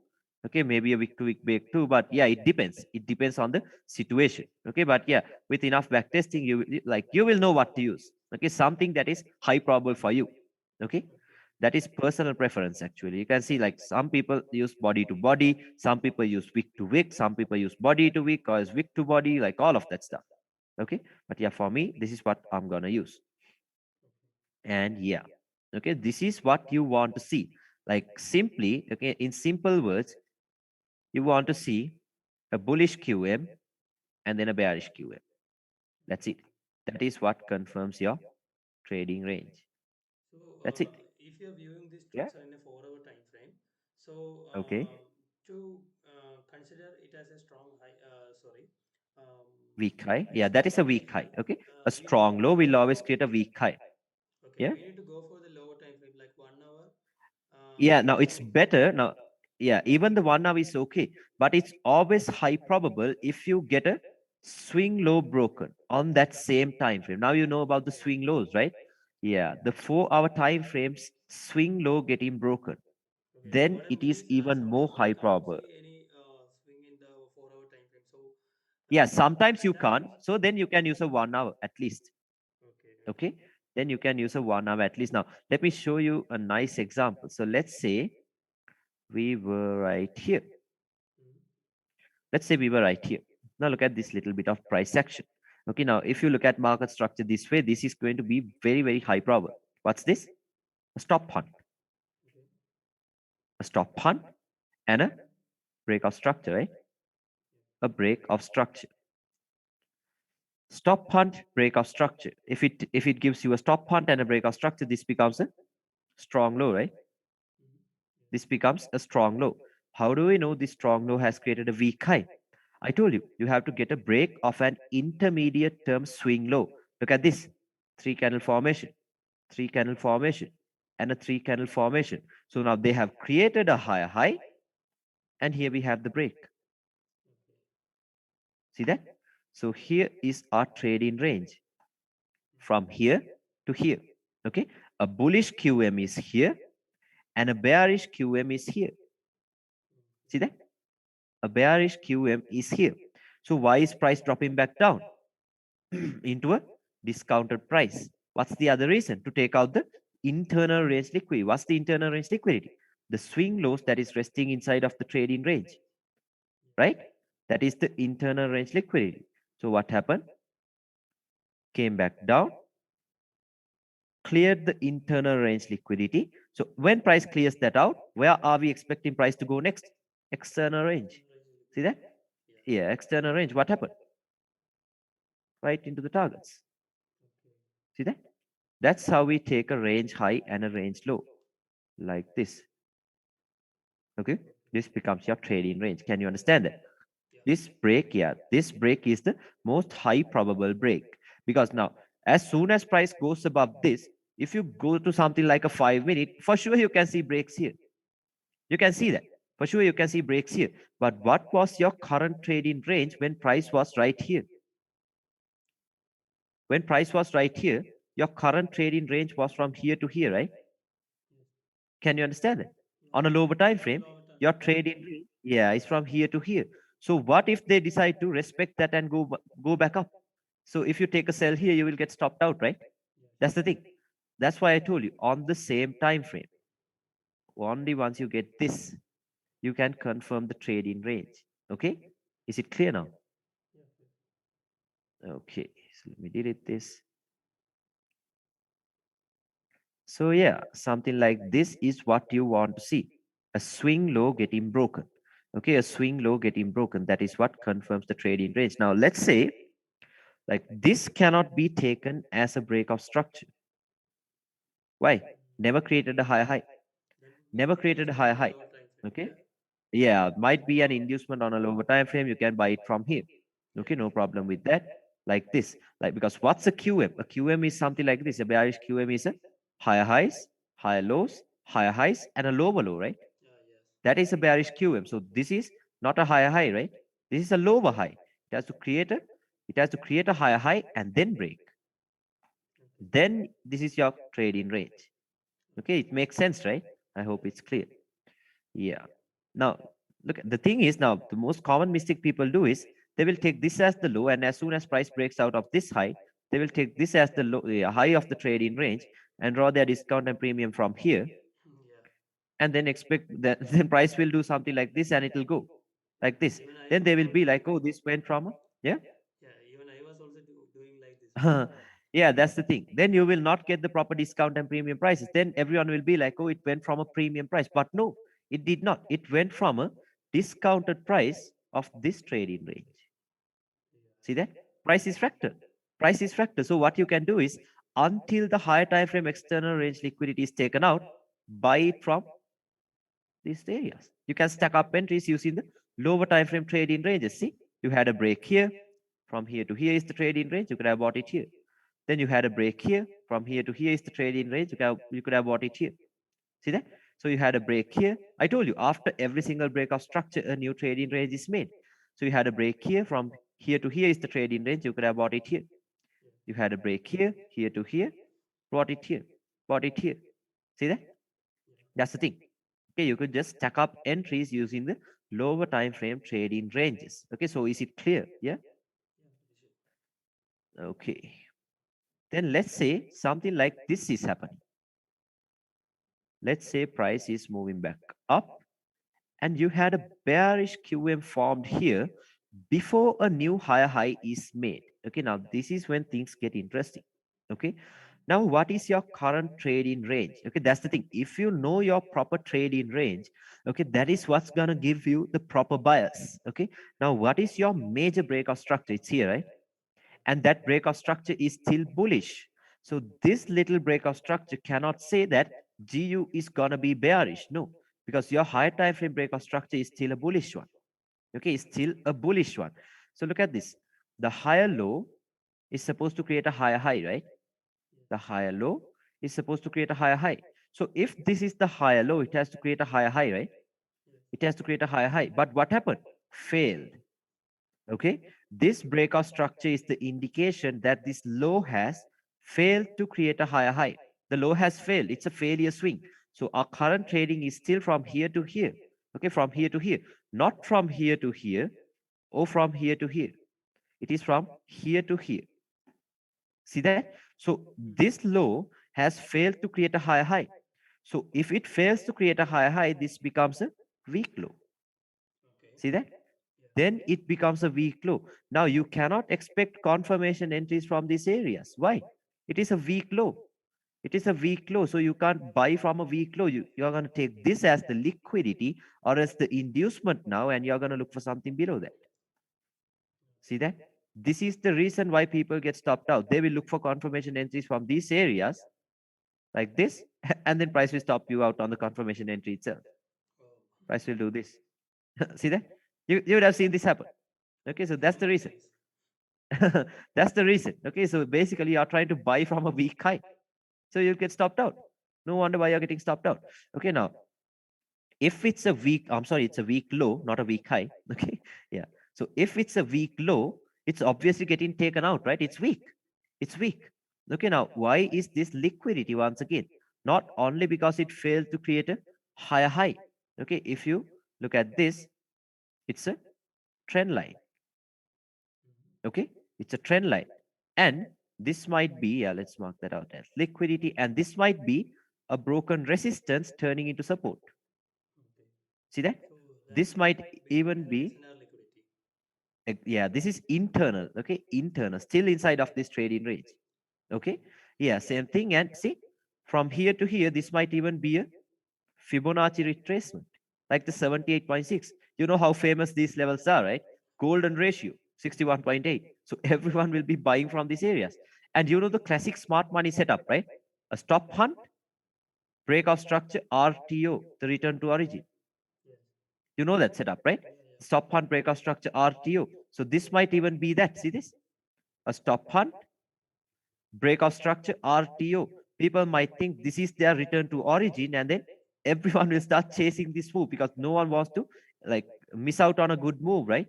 Everyone will start chasing it. Okay, and see all of this liquidity getting built up. Okay, but we are gonna look for something below that. We're gonna look for something below that, like this. Okay, then they can do something like this because they know that everyone will be looking to buy from here, but it's weak. It's weak. Okay, so price can come back down, sweep all of this liquidity now into this point of interest. Okay, now what is your current trading range? It's from here to here, right? So where are we currently at? We are in an extremely discounted price, right? Extremely discounted price. Look at that retracement, like a 90% retracement almost. Okay, so that's an extremely discounted price. Okay, extremely discounted price. So when price comes into extreme levels, what happens? They do not want the retail traders to enter here because that is a very nice pricing, a VIP pricing for the institutions. Okay, because this low is protected too, right? A stop hunt and a breakout structure. So that's a strong low. It's protected. So look how far, look how close they came to that protected low. So they do not want to spend a lot of time here. So once they get here, that's a VIP pricing for them. They will quickly move out of the trading range. These moves will be very quick, like this. Okay, so then you have a breakout structure. This becomes your low, and this becomes your high. See that? So this is the new trading range. Can you understand that? Okay, so everything that happened here is, what's that? Internal structure. Do not get confused by this internal structure. Okay, so these are your proper swing points here to here and here to here. So same stuff. What are you gonna do? Okay, look for discount and premium, wait for price to get into a discount, and wait for all of the drama to end. Buy below that. That's it. Okay, and make sure you have a look for the inducements too. Okay, the inducements too. So can you understand this? Yeah, let me know.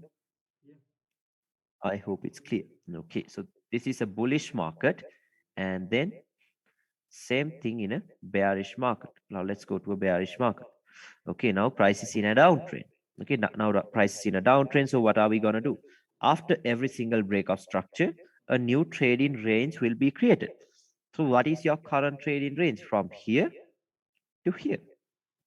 Okay, so like a normal market, what would you do? If you want to sell a product, you're gonna wait for the price of that product to increase, right? Do you know that? You're gonna wait for the price of that product to increase. So same thing here. You're gonna wait until it goes into a premium price now. Okay, until it goes into a premium price, because it's like a normal market. Okay, into an expensive price. So that is anything above the equilibrium level. Okay, anything above the equilibrium level. Now it doesn't have to go into the 61.8 or 70.6 or 88.6 or nothing like that. If it just taps the equilibrium, that is enough. Okay, that is enough. So keep in mind, a high probable bearish point of interest will always come from the equilibrium or else anything above that. Okay, from the equilibrium or else anything above that. Okay, so we are not going to look for anything in a discounted price to sell from. Like for sure they can do this, but it will not last long.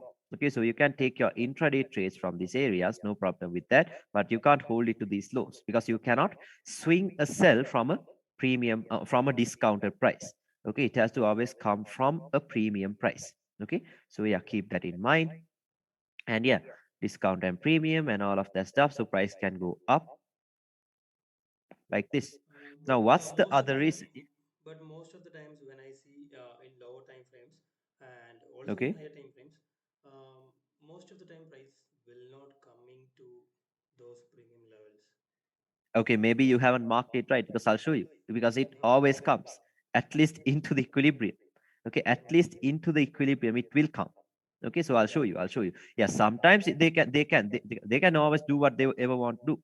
Okay, whatever they want to do, they will do it.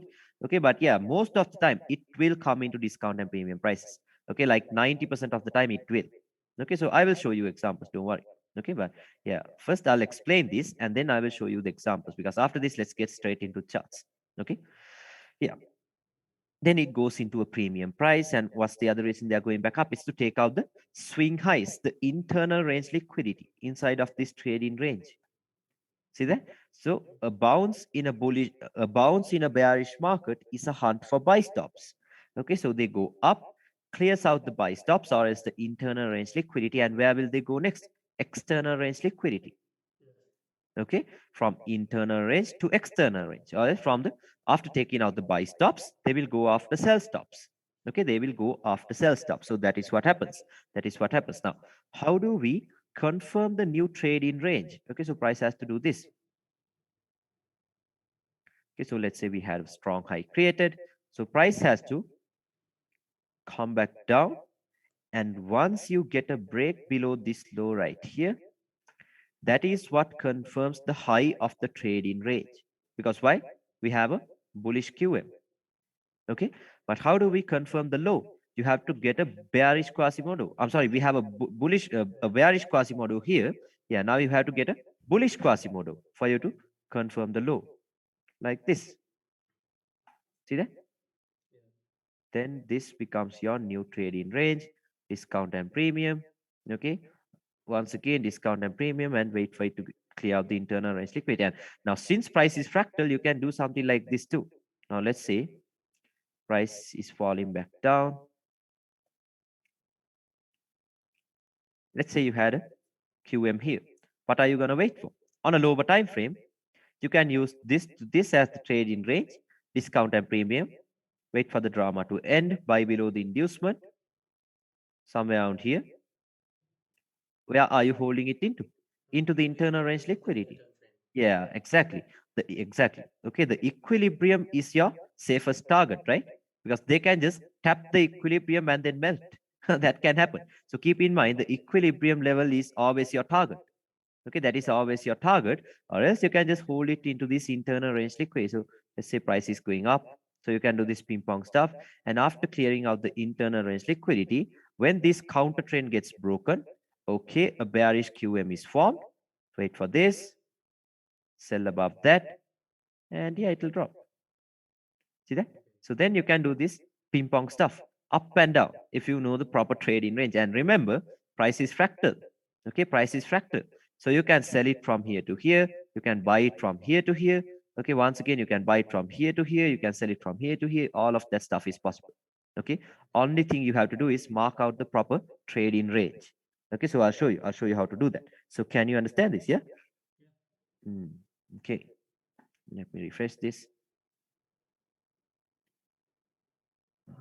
Yeah, I think because I have the $5 trading view premium thing, it's the free trial. That's why it's laggy. Okay. Okay. So now let's see what's happening. Okay, let's say price is coming back down like this. Let's say we had a bullish QM formed before a new lower low is created. Okay, so what's your trading range now? Now you can't use from here to here as the trading range. No, because why? It's weak now, right? It is weak. It is weak. Like for sure, you might get reactions. Okay, because why? We have liquidity being fed into that point of interest. So you might get reactions, but it's not gonna hold, it's not gonna last long. Okay, it is not going to last long because why? It's weak, right? It is weak. Now let's if this is a 4 hour time frame, for sure you can take intraday trades from here. Okay, for sure you can take intraday trades, but keep in mind you can't swing them because you're trying to sell from a weak high. Okay, why is it weak? It never created a lower low. It broke. It failed to create a lower low. This is the indication that it has failed to create a lower low. Can you understand that? Okay, so if it fails, this will turn into a weak high. Okay, this will turn into a weak high. So obviously, if it's a weak high, it is liquidity. It's getting taken out. Now, why is it liquidity? Not only because it failed to create a lower low. Okay, these trend lines. Okay, support turning into resistance, Fibonacci levels. Okay, or is this top hunt breakout structure RTO? Everyone will be selling this, but we're gonna wait for this. Okay, something like that. All of that liquidity, these trend lines forming, all of that. Look at how much of liquidity. Okay, a lot of liquidity is getting built up. So what we are going to do is we're going to look for something above that. Okay, we're not going to look for confirmation entries from here. Look for a point of interest above that because it is feeding liquidity into this. Then price can come up, sweep this liquidity, and when price comes here, it's a VIP pricing for them, like I told you. Okay, because that's an extremely premium price, right? Yes. Extremely premium price of this trading range. So when they come here, they do not want the retail traders to enter the market with them. So these moves will be very quick. They will quickly move out of the trading range like that. Okay, so once you get this break, okay, so you have a new trading range from here to here now. Okay, so same stuff, discount and premium, wait for it to end. You can even hedge it until it goes there. Okay, or else you can wait until it gets here and then sell it. Okay, so this is pretty much what happens with market structure. Okay, do not get confused with them because this is internal structure. Like price can spend like days and weeks inside of a trading range like this. Inside of this trading range, they can spend like, yeah, even a month inside of this trading range. But once it gets into the extremes, it drops. Okay, this is what happens. So you have to know your proper trading range. Can you understand that? Yeah. Yeah, I got it. Okay, then let's get into the charts. Now, what the fuck is? Oh, okay, I have, I have internet. Okay. Now, once we, no, no, not once we now, as a smart money trader, okay, as an intraday trader, what's the highest time frame that you would look at? Like personally, what's the highest time frame you would look at? Uh, Firstly, I will go to the 4 hour chart and mark the Okay. strong highs and weak lows and those Oh, kinds of stuffs. And I will go okay. to that's my maximum highest time frame. That's the highest time frame. Yeah. Okay, but that's okay for intraday trades. That's gonna be fine. Okay, but you have to always start with the higher time frames. Now, when I say higher time frames, at least the weekly.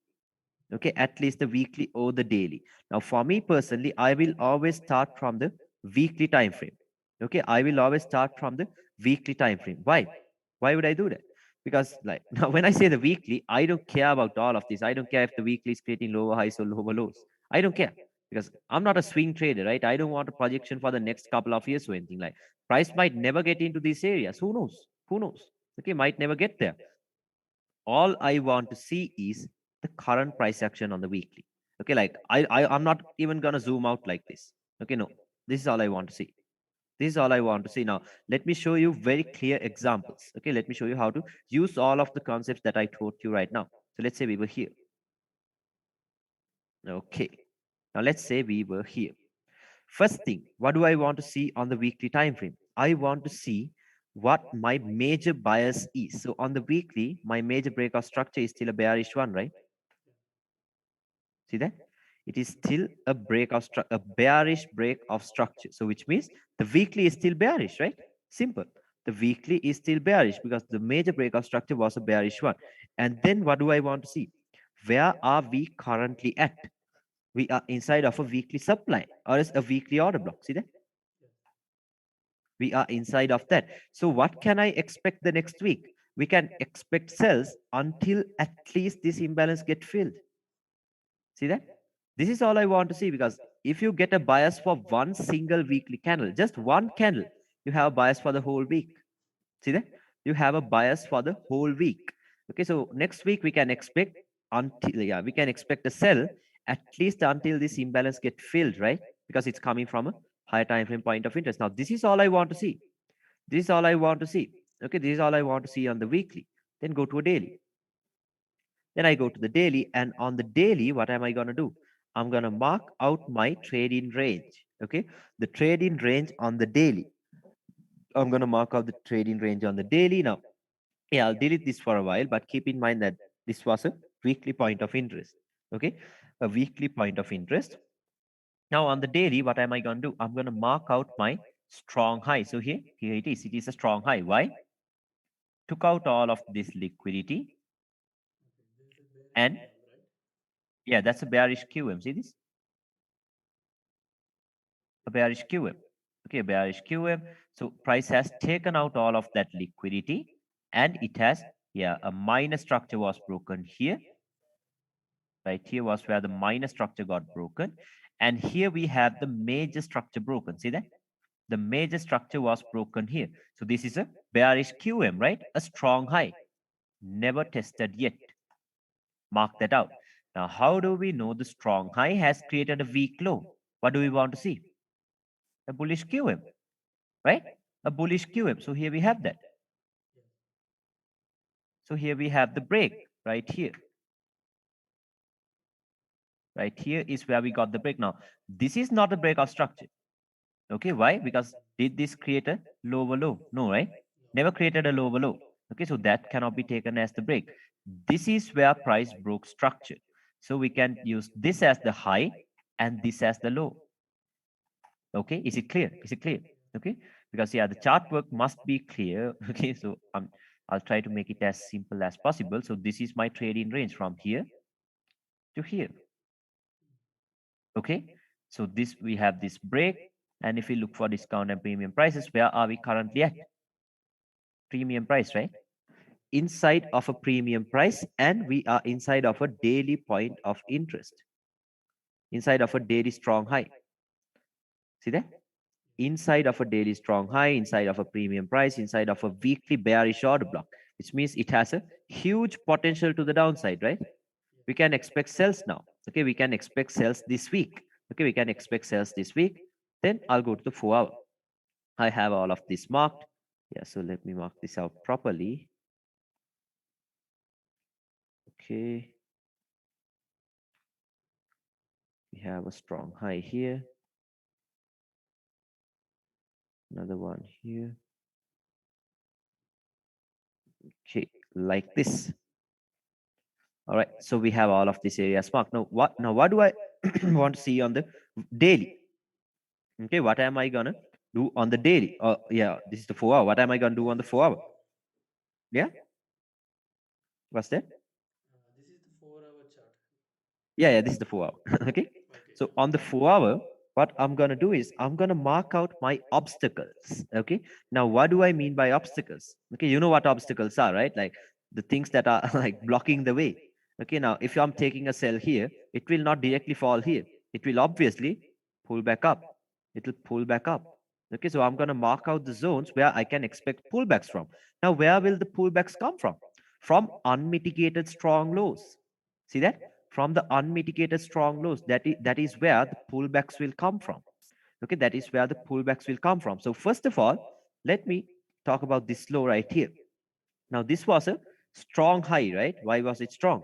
It took out liquidity and it has broken structure.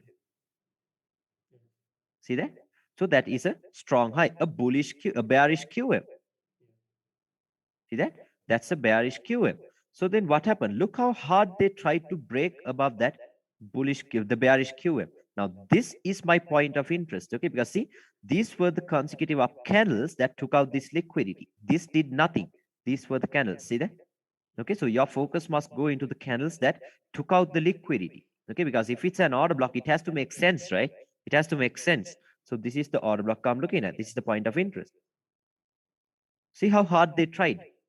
Okay, they like for days and days they were trying hard to break out of that. Yeah, see, took them 10 days to break above that strong high, but eventually they broke out of that, right?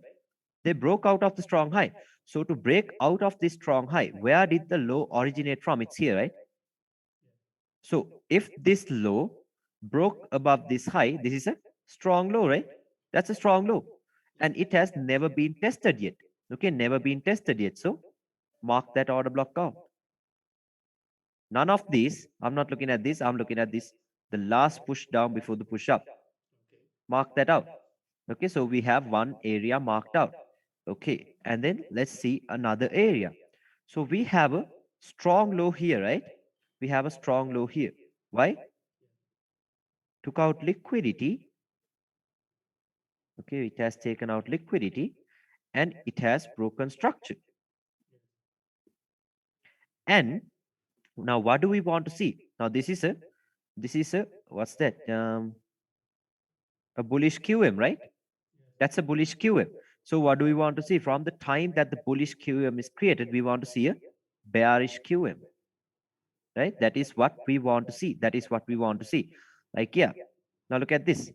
All of the lows were protected, swing lows, swing lows, swing lows, until here it was broken. Now, if you use a line chart, you can see it properly. See that? Ignore the wicks. Ignore the wicks. See that? Can you see that? Here we have a bearish QM, a very clear bearish QM. See that? A very, very clear bearish QM. Okay, so which means this is a strong low, right? This is a strong low and it has not been tested yet. It has not been tested yet. So this area, we can expect a pullback. Okay, we can expect a pullback from this area. Okay, so now where can we expect the pullback from? Now, I don't care about this order block. What is the candle that took this liquidity out? What's the candle? It's this, right? See that? This was the candle that took the liquidity out. So mark that That out. candle got See that? mitigated, right? I'm sorry? But that candle got mitigated. This thing right here, not yet. Okay, this cannot be counted as a proper mitigation. It has to, like, after creating, now this is what we want to see. This is the strong low, right? Now don't look at the candle, don't look at the do not look at the candle. Is this bullish QM mitigated? No, right? No, no, no. Is this bullish QM mitigated? That's what you want to see. We are looking it as Is a it whole, mitigated? right? I'm sorry. We are looking it as a whole. The Quasimodo is Yeah, looking as as a a whole. whole. Exactly. Okay. We're going to look at that whole thing as a whole. You know, There's no we're confusion not going to about look the at this. candle. Okay. Yeah, we're not going to look at focus on this candle. We're going to look at the whole Quasimodo. Okay. Okay, Right. we're going to look at the whole Quasimodo. We're going to focus on the strong low. Okay, the strong low that has not been tested yet. But why is that strong low? Yeah, what is the most significant part of that strong low? It's this candle, right? The candle that took out the liquidity. So that is the reason why we are looking at that. Okay, so we have that. And one more area we have, and it is already testing that. See this? Stop hunt and a break of structure. Okay, so this could be used as an inducement into this area. See, this was the doji that took the liquidity out. Okay, so yeah, I think it tapped into that, never came into the body though. Yeah, it came very close. But yeah, now look at this. Can you use this order block? No. Why? Did it take out liquidity? No. Did it take out any liquidity? No. On this time frame, did it take out any swing low? Not, no, nothing. But it only broke structure. So what did I tell you about a strong low? It has to do a manipulation and then break structure, right? But yeah, this did break structure, but did it take out liquidity? No. So is it high probable? No. That's it. Okay. So yeah, so we have all of these areas marked. Okay, we have all of these areas marked. Now, when price gets here, what do you want to see? A QM. When price gets here, what do you want to see? A QM. Okay, so if the QMs are is now, yeah, I'm referring to it as a QM, so that's easy for you, right? It's simple, I guess. Okay, so yeah, now when price gets here, if you do not see this, okay, simple, you're not going to take the trade. You're not going to take the trade. Okay, you're going to, like, it will just go. All you have to do is just delete the zone. Like, that's not going to lose money, right? You're not going to lose money with that. Yeah. Okay, and yeah, when price gets here, once again, what do you want to see? That's it. If you do not get that, it will just keep on going. So you're not going to lose money. Okay, so simple. Simple. So you can have these areas marked. Have these areas marked out. Okay, we got them marked out. And then now let's go to a lower time frame. So we have everything marked, range marked, obstacles marked. Even this obstacle, yeah, currently the obstacle is getting played out. Now let's go to a lower time frame. Let's see how we could stack up the entries. Okay, let's see how we could get some trades. Okay, first thing I'll show you about how the trading ranges are playing out. Okay, we have all of this stuff. Yeah, like even this buy, where did it come from? Okay, I hope you saw that. If you mark out the Asian range, like, yeah, I got this buy, that's why I remember this. Asia starts at 2:30, ends at 9:30 IST. Okay, that's Indian Standard Time. This is the Asian range. Okay, where did this move come into? Right into the midline. Okay. See that? Right into the midline, and look at the move. Bam, shoots up. So I got my entry from this wick right here.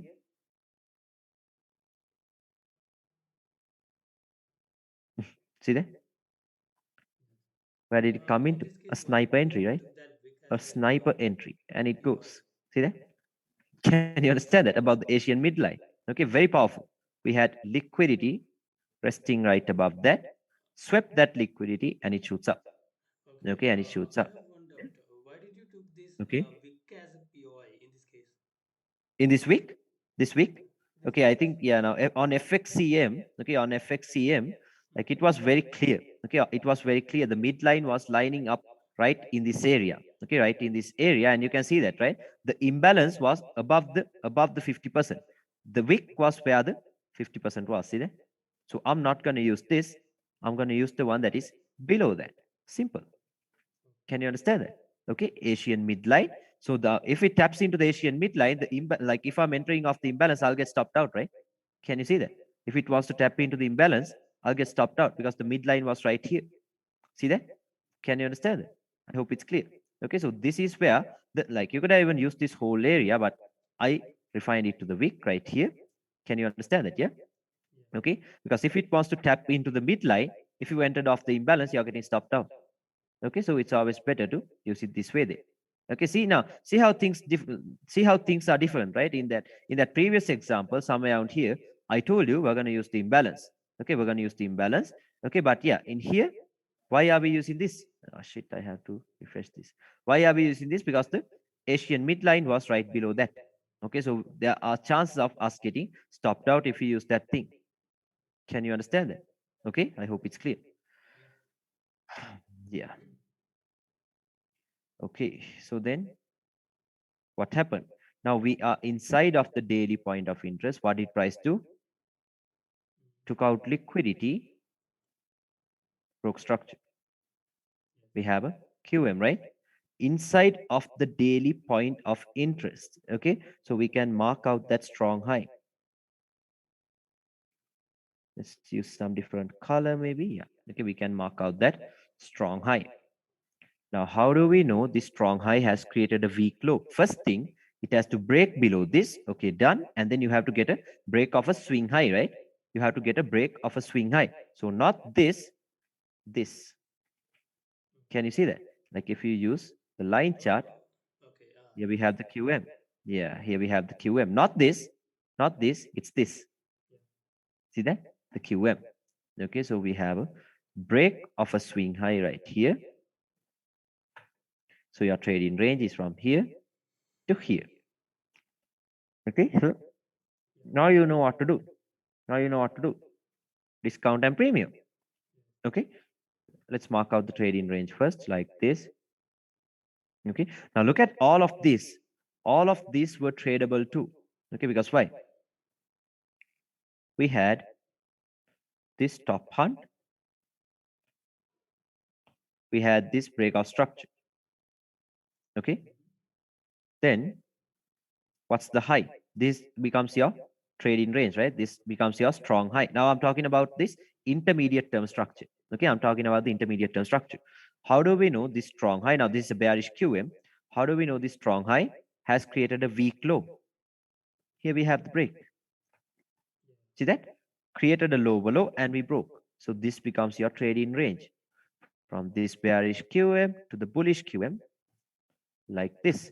Why is price going up? Take out the internal range liquidity. See that? The last high with the internal range liquidity. Took that out. You could have looked for some sell from these areas. And where are you targeting? Weak low. Look how quick the move is. Right into targets. Can you understand that? Right into the But targets. in this Okay. case, Yeah. Yeah. where do we have a POI? In here, yeah, Yeah, maybe on a higher time frame. Let's there's see. a huge imbalance, and we swept the Here it is. liquidity. Yeah. Here it is. Okay. See that? The body of the candle. Yeah. You can use it that way. Okay, so that's the thing. Use all the time frames. Okay, Okay. mainly use the higher time frame POIs, because that is why ICT always says higher time frame PD arrays. What are PD arrays? Premium and discount areas. Okay, premium and discount points of interest. That is a PD array. Okay, higher time frame one. See that? Right into the body of the candle, and here comes the drop. Very simple. See that? Very simple, but you can't even see that on a lower time frame. Yeah. What is there on a lower time frame? Nothing. Nothing. See that? But Yes. if you go to the higher time frame, everything makes sense. That's why I always ask you to stick to the higher time frames. Okay, stick to the higher time frames. Like if you go to the M1, you can easily, what's this? Unmitigated wick, lining up with the 4-hour wick. Sell it. Top plus above this high. Sell it. Where does price come into? See that? Very simple. Okay, very, very simple stuff. Like that. You could sell it here. Stop loss above that high. See, obviously we're not going to do that. 1 pip. Okay, you can't do that. You can't do that. Yeah. Okay, if someone says they're doing that, you're lying. Okay, like I will always have something more than, yeah, something like 2 pips. Where am I targeting? Right here. Where did price come into? Straight into the targets. See that? Straight into the targets. Just like that. Easy. Very, very easy trade. This was the trade in range. Okay. This was the internal range liquidity. Right above that, we had the 4-hour point of interest right here. Refined it to a 1 minute. Like we did not refine it. We had this area marked. We just put our stop loss above a 1 minute point of interest. That's it. See that? We just put our, yeah, okay. See that? Stop loss above this. Where does price come into? Right into that, and it falls. See that? Can you understand that? I hope it's clear. Okay. Simple, right? Okay. And then again, okay, we had one cell right there. Okay. Now, this becomes a strong high, right? Why? Took out liquidity, broke structure. We have a QM. Yeah, we have a QM. Bam. Okay, so then strong high. Now, this is when things get interesting. Okay. Now, can you take this as the trading range? Here to here to here to here. What's that? Then a breakout structure, right? That's then a breakout structure. Now, what did I tell you at the beginning of the session? This is what I told you, eh? Stop punt, breakout structure, inducement, sell above that. And I told you, everyone will be taking this as a breakout structure. I told that you, but I told you it is not a breakout structure. Now, why is this not a breakout structure? Now, I'll tell you why. I told you For us to know that this strong high has created the weak low, it has to create a QM, right? It has to create a QM. But did this low create any QM? Did it run above any swing high? The three candle formation. Did it run above a swing high that created a lower low? Did it do this? Did this low do this? See that? No, it did not. See how important this is. See how important the three candle formation is. Did it do that? No, it did not. So can you take this low as a structural point? No. If you can't take that low as a structural point, can you use this as a structural point? No, because this low was the one that created the high.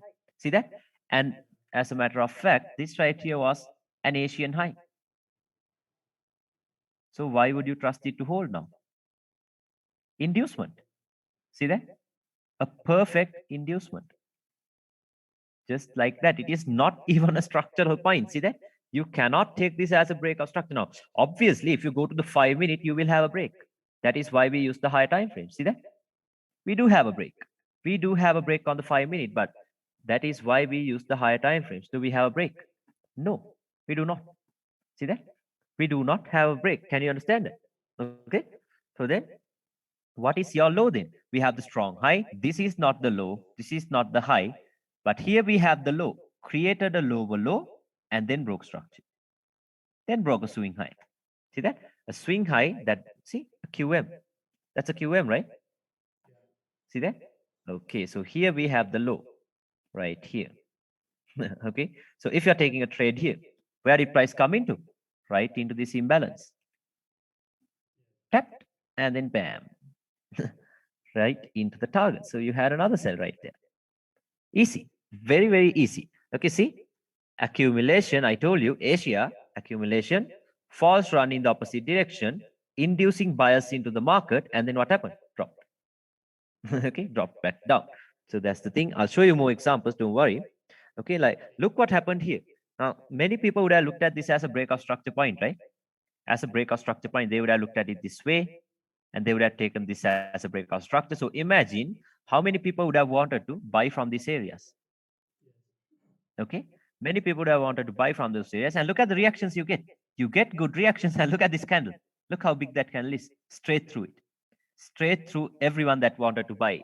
Okay, everyone gets stopped out. Like, yeah, you could have refined this maybe. You have the imbalance on the higher time frame. Let's see what we have. Yeah, I think we have a breaker. Yeah, it was a breaker. Let's go to the 5 minute. Yeah, there was no proper way of refining it. Right here we had the breaker. Yeah, see that breaker? Last, see? Can you see that breaker? Last buy candle, right? Yeah, not the buy candle.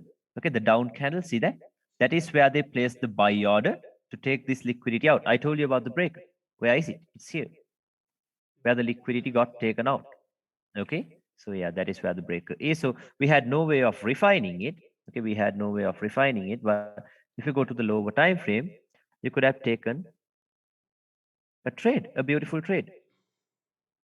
Yeah, see this? What's the confirmation we need? That's it. Here we have that. A swing low. See that? Once again, a swing low. Higher low to the left, higher low to the right. What's that? Broken. Okay, like if you use the line chart, here's the confirmation we need. Okay, then what is all of this? Inducements. Okay, here is your sell zone. Sell it here. See that? Sell it here. Okay, sell it here, or else if this candle is too big, use the 50%. Like that. Use the 50%, sell it. See that? This whole area is your sell zone. This whole area. That's the sell zone. Okay, stop loss can be above this high maybe. And where are you targeting once again? The low of your trade in range. See that? The low of your trade in The range. body of the last buy candle, right? The 1 minute. Yeah, the body of the candle. Like that. Okay? The top. You can use it this way. Like this. See that? We don't You need can to use it consider that way. that big, right? I'm sorry, I didn't hear you. Yeah? We don't need to consider that big, right? This On the week? top, on No, top. you don't have to. You don't have to, because why? The inducement was right here. Okay, Okay. so what's the closest point of interest? It's this candle, right? Yeah. Not the wick. Yeah. Not the wick. Never went into the wick. See that? Never went into the wick. Now, yeah, let's assume that it was like, yeah, let's say the stop loss was too big or something. Okay, let's say the stop loss was too big or something. Okay, now let's wait and see how we could have gotten another entry. So you see, we have a stop hunt here. See that? Stop hunt and a breakout structure. Major structure was broken here. Minor structure was broken here. Okay, so how do we know this strong high has created a weak low? Now this is a QM, right? This is a QM. This is a QM. So then this whole area becomes your point of interest, right? And there is an That becomes your inducement point of which interest. triggers that. Yeah, we have this inducement. So let's wait until price gets there. Okay, Okay. tap into that, and that's it. You can sell it there. If you do not like this point of interest, you can sell it here. Stop loss can go above that high, 2 pips. And yeah, wait. Okay, it came up. No, dropped. No Okay. problem. So Dropped. here, Okay, so that was safe. according to Yeah. so okay. Now this becomes another QM. See that? Yeah, I yeah, think we might, yeah, I think we can expect sells. See that? You can just continue. Stop hunt. Yeah, let's see how this played out. Breakout structure. Okay, now, yeah, I think price is starting to come back up. We have a swing high. Let's wait for it to break. Okay, here it broke. Oh, so in Yeah, like yeah, that, what's we that? consider this also as a QM. That's the QM. See that? So you can take this as the trading range. That's why I I told you. mean, this is not a valid swing, so can we consider it as a break? A valid swing. Why is this not a valid Yeah, swing? yeah, this one. Yeah, see that? Created a swing low Oh, okay. and then broke. See Maybe that? in a 15 seconds or Yeah, maybe on a lower time frame for sure you can see that, but on the 1 minute itself you can see that. yeah, What's that? A very clear QM. See that?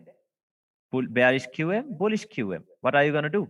This whole bullish QM becomes your point of interest, right? okay. This So whole area it can becomes go your above point of price. interest.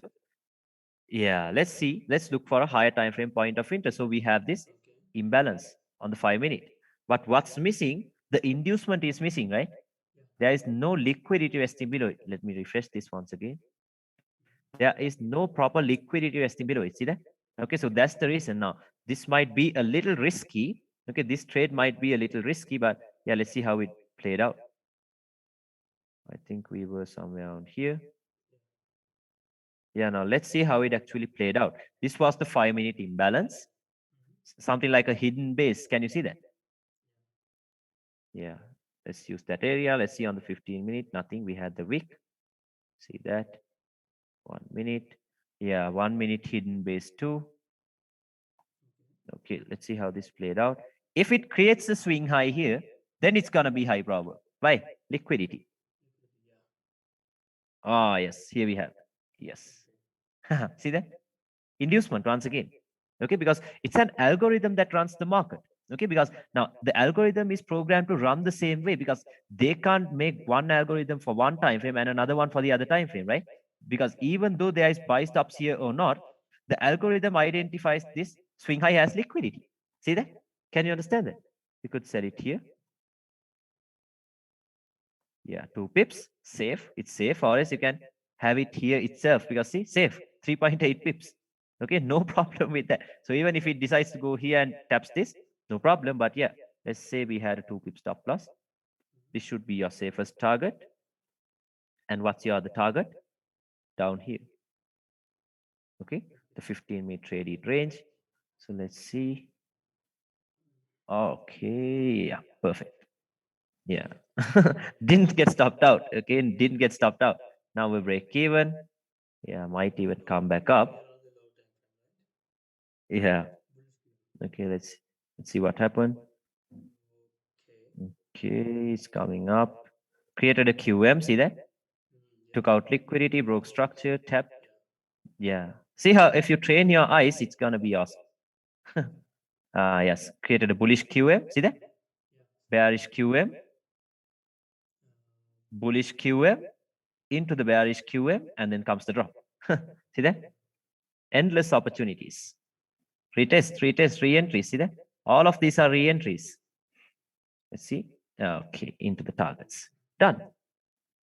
We had another. Beautiful sell. That's it. You saw that, right? How many opportunities did we have here? Bearish QM, bullish QM, into the bearish QM, sell it. See that? Can you understand that? I hope it's clear. Just like that. Okay, we have another sell. Okay, now let's wait. Now we are gonna take a huge sell. Okay, we're gonna take a huge sell. Why? What is your trade-in range now on the higher time frame? Your higher time frame trade-in range is from here to here, right? What confirms that? This break. Then all of this. Now look at this. Yeah. Now if you take this as a strong high and this as the weak low, okay? Now can you expect sells from these areas? Can you? Yes, you can expect sells, but look at what they're doing. What's that? Trend line. Okay, so you don't want to enter with retail traders, right? You will get stopped out. You will get stopped out. So if this is your trade in range, what is this? Internal range liquidity. See that? Internal range liquidity. Then what you can do is look for the POI right above the internal range liquidity. See this? A very clear order block. See that? A very clear order block. Now you could do this.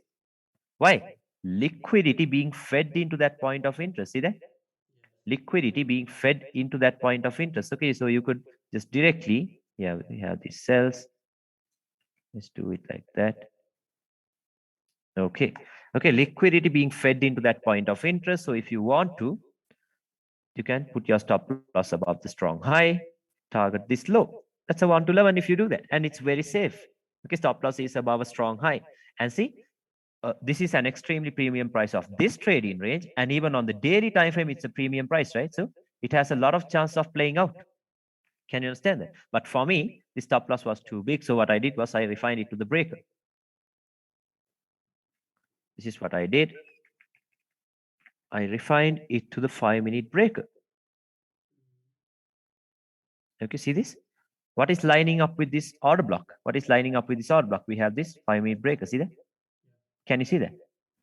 A QM once again. Okay, that's a QM. See that? Okay. See that? So I told you this is where the breaker block is. Now, what's the logic behind this breaker block? Now, to take out all of these highs, okay, to take out these highs, okay, this is where the push up started.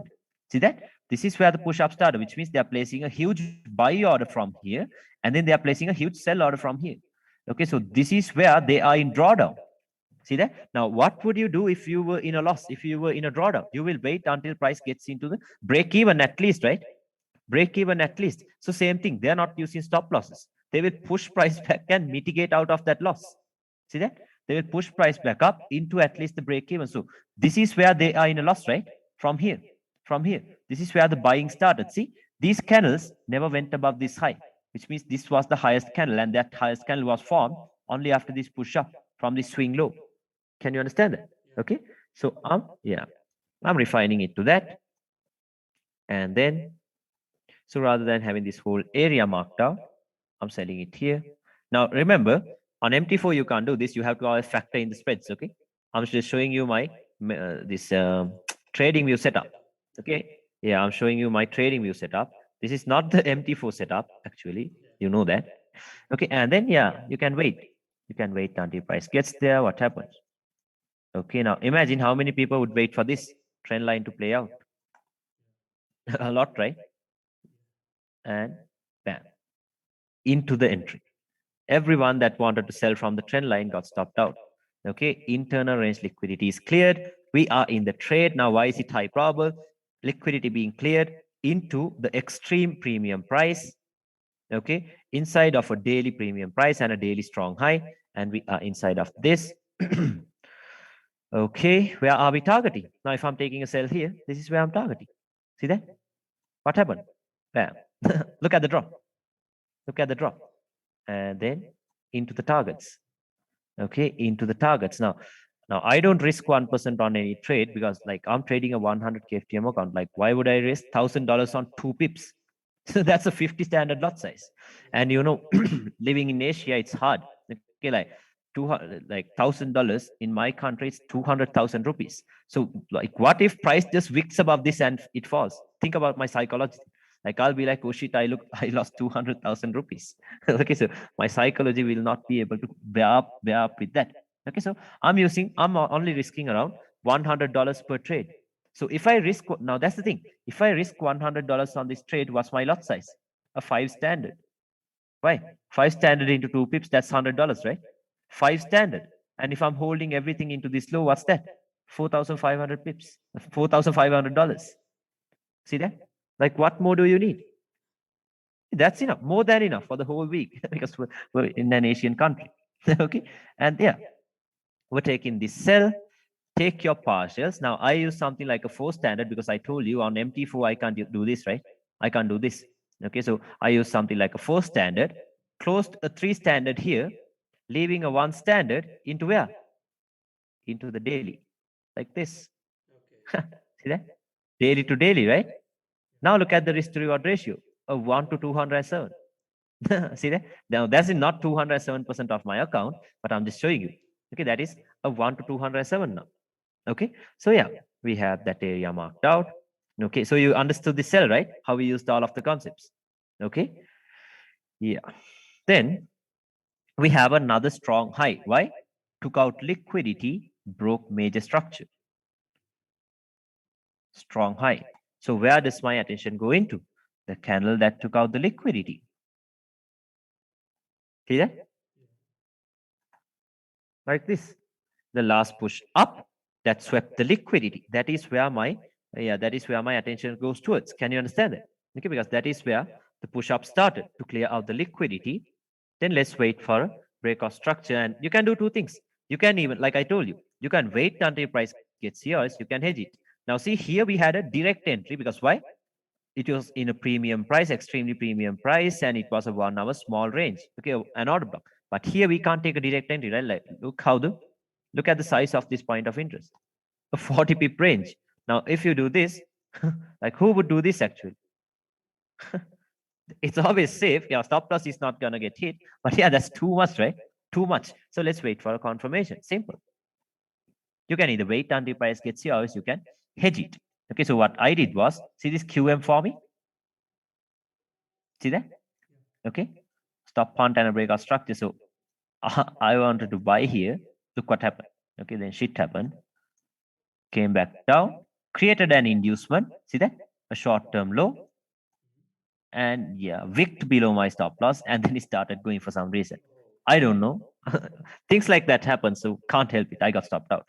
Okay, so yeah, now we have a trade in range from here to here, right? See that? Because why? Bullish QM, bullish QM. See that? A swing high got broken. Okay, or else you can even use this break. Yeah, you can even use this break.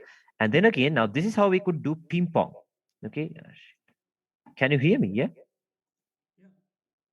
Okay, I thought I'm lagging or something. Okay, now this is how you could do Hold on. QM. Uh, Yeah. Please wait. I should Okay. for annotation too. Okay. Your POI was here, right? Yeah. So it's a bit confusing for me. Why did you took your POI here? Why? Because see, inducement was here. Let me show you what I used. Here it is. Mm, oh, See that? What is this? Internal range liquidity, right? yeah. So I used that, and yeah, price just wicked below my stop loss and it started going. Can't help it. Okay. Okay, just wicked below my stop loss and it started going. So yeah, I got stopped out. Okay, so because I can't show you all of my wins, right? Like I'm getting stopped out too. Okay, so I got stopped out here. I got stopped out. Now, this is how you could do ping pong. Okay, look at this high right here. An unmitigated bearish QM. Yeah. Stop hunt, breakout structure. See that? Mm. Unmitigated QM. There is an inducement too, right? Okay, exactly. We have an inducement too. See that? Okay, this right here is internal range liquidity of this. Okay, so what you can do is have that area marked out, inducement, So and that right above the that will inducement, yeah, become our POI, right? yeah, you can take the imbalance or as the wick, same thing. Yeah, both of them lining up in the same place. See that? You can use it like that. And then if you want to, you can go to a lower time frame and refine it. Yeah, you can put your stop loss above this high, see that? Above that high now. Can you understand it? Simple. Okay, you can have your stop loss above that high. Yeah. Then it's all about waiting. Okay, it's all about waiting. And let's see if we could hedge this thing. Okay, let's see if we could take a buy to sell or something like that. Okay, that is what I always do. Okay, so we have a strong low here. Why? Took out liquidity and broke structure, right? Broke structure. So we have a strong low. Let's see how this strong low. Let's wait until it creates a weak high. Here we have the break. See that? Not this, this. So what is your trade-in range now? What's your trade-in range? From here to here, right? That becomes your minor trade-in range. Okay, now we can work with all of them. Okay, we can work with all of them. So then first thing, discount and premium. And then what are we going to do? Internal range liquidity. So can you expect this order block to play out? No. What is that? Internal range Our liquidity. balance above, and we have an internal liquidity just below Yeah, that exactly. balance. What do you mean? This thing? No, no, no. This thing? That thing. That The thing. one that I marked, right? Yeah, the one that I marked. No, no, no. Okay. I mean, Yeah, then this thing. can This you one. annotate? Yeah. This one. This thing? Now, why is this internal range liquidity? Why? Uh, Is this a swing low? no, no. I No, right? thought that maybe in lower time frame Not it's a a swing swing low. low. Okay. Yeah, now we are working with this time frame now, okay? We're Okay. working with this time frame. So in this time frame, what is the main internal range liquidity? The last point is here, right? Yeah. Last point with here. Okay, last This is point where is I'm here. getting more confused because That's the thing. That's the thing. On a lower time frame, for sure you will have that. For sure, this is internal range liquidity on a lower time frame. Okay, but then again, that's why I told you, stick to the higher time frames. Stick to the higher time frame now. Now you know what a higher time frame is actually. Since this is your highest time frame trade in range, okay, Mhm. this is your higher time frame on this trade. See that on the 5 minute. Yeah. Can you understand that? Okay, so you have to always use it that way. So right below this, what do we have? An imbalance Okay. or the wick. We have the wick right below that. Okay, so if you go to the 15-minute, the body of the candle that took out the liquidity is never mitigated. Yeah. See that? The body is never mitigated and there is internal range liquidity being fed into that. Okay, so you could go to a maybe a 5 minute or the 1 minute. I took it like I did not take it actually. I'll show you why. Okay, this was the 1 minute. Okay, what did we have? Equal lows. See that? Equal Yeah. lows Right. right above the point of interest, and we had this order block never tested right again. See that? Never Okay. mitigated, never mitigated. So stop loss below this. See that? Okay. Stop loss below this now. Okay, see, we're not moving this area because this is where the 15-minute point of interest was. We're only taking our stop loss to here. Can you understand that? Like that. Okay, like that. And then, like honestly, I was waiting until London does that. Okay, I was waiting if London was to do that, but no, it played out during Asia. Okay, so I don't trade Asia, so I missed it. It started coming, and yeah, this was Asia. Built another inducement, and yeah, tapped. This was Asia, so I could not take it. So let's mark out the Asian session. Starts at 3:30. Yeah, see that? Oh yeah, it started at 2:30 those days, and then set 9:30, 9. right? Yeah.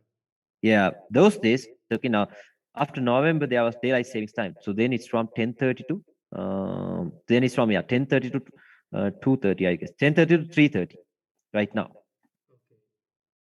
Okay, because of the daylight savings thing. Okay, so it played out during Asia. See that? Like even during Asia, look at the reaction once it comes into those areas. Okay, like yeah, that was a good Asian session trade. We couldn't take it. Okay, but yeah, like I had this area marked and I saw Asia playing it out perfectly. So can't help it. Okay, so let's wait. Let's wait and see what's happening. Came back down. So Okay, it has in this broken case, structure. in this case, Hmm? um, Yeah, sh- can we look for a buy at the 50% mitigation of that Asia session, like Asian previous range. before? Yeah, no problem with that. Okay, no problem with that. You could have even taken a buy from the 50%. Okay, 50%. But now look at this. Time and price. London has opened and we are inside of a sell zone. Okay. Yeah. Right. See that? We are inside of a sell zone. And if we take a sell here, okay, if we take a sell here, can you expect this to hold? No. Asia has created a QM. Yeah. See that? Asia has created a QM. So which means this low is a strong low, right? This low is a strong low. Now let's sell it here first. Okay. Stop loss was somewhere around here for 3 pips.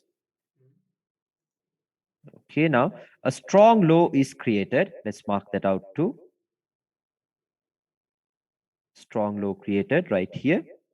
How do we know the strong low has created a weak high? It has to break a swing low, right?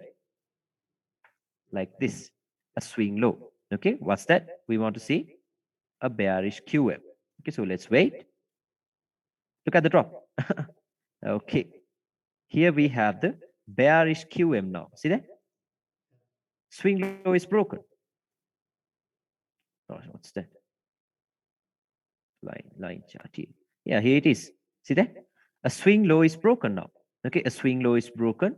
So we have a new trade in range. What's that? From this low to this high. See that? That's our trade in range. So if this is our trade in range, okay, what's this? Internal range liquidity. See that? Target that. Like you see how consistent we are, right? Same thing again and again. Same thing again and again on every single time frame. Okay. So we have this as our internal range liquidity. That is what we're targeting. Right below the internal range liquidity, what did we have? An imbalance plus the candle that took out the liquidity during Asia. See that? Imbalance plus this candle. Okay. So if this area is too big, go to a lower time frame, refine it. How are you refining? Put your stop loss below the breaker. See that? Below the breaker. Okay. And then it's about waiting until price gets there. Okay, wait until price gets there. Like this. We had this break. Set your limit here, or else you can just set an alert here, and when price gets there, you can do a market execution. But no, I set a limit like this. Where are you targeting? This high as your first target. So let's wait. Let's wait. Messing around, messing around. Look at that. Right to the pip. Okay, right to the pip, and look at the rejection. Okay, look at the rejection. No drawdown basically. Okay, Yeah. like that. Yeah. And you have a sell, and you have this buy. Okay, so what happened? Look at this thing. Instant profits. See that?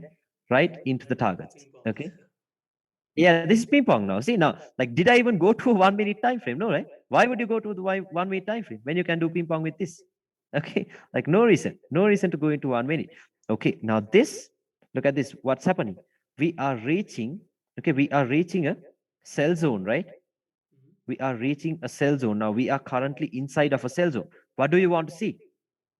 That's it. A QM. Okay, a QM. So let's wait. Let's wait. Those swings will become inducements or Yeah, liquidity, right? these Those highs. swings which are inside the zone. Yeah. Yeah, exactly. Or they might be inducements, but on the 1 hour you could not see this. See that? On the 1 hour, those were not swing highs. That is the reason why I marked this whole candle out. See that? That's the reason why I marked this whole candle out. We do not know. Okay, we do not know. So now we have a huge range. Okay, yeah, this POI is a 40 pip range, so we can't just directly sell it from here, right? Like I said. Okay, yeah, let me refresh this once again. You see how important trading ranges are now, right? You can just play, yeah, you can just play along with it. Okay, so when price gets here, now what do we want to see? Okay, now price is inside of that, and here we have our confirmation. That's it, right? See that? Stop hunt, breakout structure. So we have our confirmation. A stop hunt from a swing high and a low that got broken. Okay, a low is broken like this. Okay, the low is broken. Okay, confirmed. Sells are confirmed, but we still couldn't get an entry, right? We could not get an entry yet. Okay, so let's see. Yeah, where did this actually come into? It came into somewhere around here. Yeah, we don't know. No problem. Let's see. Let's see, where did it come into? I think it was 50% of this week. No, not even that. Let's go to the 30-minute. Yeah, no idea. No problem. No problem. Okay, but now we have gotten our confirmation, right? We have got the confirmation. So same thing. Now it's like too late in the day. See that? 12 a.m. Okay, like we're not trading at this time. Let's wait for Asia to end. Let's wait for the next day to start. Okay, same thing. Let's wait for the next day to start. Yeah, let's wait. This is Asia. Okay, Asia is over. Now this is when we look for our setups, right? This is when we're going to look for the setups. So let's wait and see if Asia is building up the context for London. Yeah. Now look at this. Today, can we trust Asian high, or are we expecting it to break? We're not going to expect it to break. Why? Asia has done a stop hunt and it has given us a breakout structure. See that? Now, can you wait for Asian highs to get taken out and for price to tap into this? No. Why? Asian high is a strong high, right? It's about taking a risk now. It's all about taking a risk. If you use the line chart, okay, yeah, here we have the QM. See that? We have a QM now that Asia created. Okay, we have a QM that Asia created. See, stop hunt, breakout structure. Okay, now then this becomes the strong high, right? This becomes the strong high. How do we know the strong high has created a weak low? A swing high has to get broken once again. And yeah, London opened, and here we have that break. And we have an inducement above. Exactly. Okay, now this becomes your trade in range. If this is the trade in range, what's this? Internal range. Like that. Now you don't even have to have a point of interest. Okay, because you know that this is liquidity. You know that this is the strong high. Just set a limit like a pip above that. Stop loss above the strong high. Like, why would you want a point of interest now? See that? 2 pips. Okay, like, why do you want a point of interest? You It's can do like this. Yeah. most of the time the Asian highs will behave like a strong high or strong No, lows. not most of the time. Okay, not most of the time. Only if price does this. Okay, only if price does this. And yeah, we are even If you inside of guys a were point of evaluating interest. some of the previous highs, then Previous this will highs. okay, okay. Exactly. Then you can expect it to hold. Okay, then you can expect it to hold. Like, see, even in this example, it took out liquidity, right? That is why it held. Yeah. See that? Otherwise, it will That is why it held. get manipulated. Otherwise, it will get taken out. Okay, otherwise, it will get taken out. But yeah, sometimes they can go without doing it. But yeah, most of the time, it will get taken out. Okay, yeah. And see, Do this you is have even any inside of a indicator point of for interest. these? Asian I highs. have seen. I have Yeah, seen I many think of there people was using something. Asian range. I think yeah, I think it's this. Some people are using this, but you have to set your you have to make the timings properly because the timing that is wrong. See that? Okay, so yeah, I don't use indicators. I just do this. Okay, yeah. And if I'm taking a sell here, this should be my first target where I can partial out. Okay, see that? Look at the rejection, instant, and then bam, targets it. Okay, that's it. Very simple. What are you doing? Take your partials, leave a runner. Okay, leave a runner into where? Into the higher time frame low first, right here. Right? You're leaving a runner into this. But look what happened. I got stopped out. Price came back up. Spread stopped me out at break even. And then what happened? Bam. Stopped me out at break even and then it dropped. Like I could have gotten an entry here. Why? We had another QM. Stop hunt, breakout structure. See that? Like we had another QM. Like I could have gotten a sell, but yeah, I did not do that for some reason. Like, see, you could have taken it easily. See this? Stop hunt, breakout structure. Here we have a break right here. After breaking below this low, price came up, created an inducement, tapped into somewhere around here, and then it dropped. Okay, I didn't take it. I didn't take it, so no point of looking at it even. Okay, so yeah, it stopped me out at break even spreads, and then it dropped. Okay, so if you were in that trade, what you could have done is taken another portion off from here and leave it into the daily lows. See that? That is what we could do. 1 to 207, 1 to 168. Look at the risk to reward ratios. Okay, and we're pretty much trading everything up and down, up and down. Okay, so you can do that. And then, yeah, it's about waiting until price comes into your point of interest once again. Okay, let's wait. Let's wait because look how it's dropping. Okay, look how it's dropping. It's like no re-entries, right? You can see how it's dropping. No re-entries for sure. So let's wait until it comes into a point of interest. Okay, it's starting to come back down. Okay, we are inside of this. Now, what do you want to see? That's it, right? Bullish The QM. only confirmation we need. Yeah, a bullish QM. Okay, a bullish QM. Go to a lower time frame. Wait until price gives you that. Okay, let's wait. Let's wait. Like, see, we don't even care about any of this, right? We don't even care about that because why? This is our point of interest. Why should we even look at that stuff? Like, but yeah, you could have entries. You could have gotten everything. See this? Stop hunt, breakout structure, inducement, Inducement. sell, Yeah. targets. Very simple. Okay, you could have done that. You could have done that. But yeah, let's wait. Let's wait until we get the confirmation. And here we have it. See that?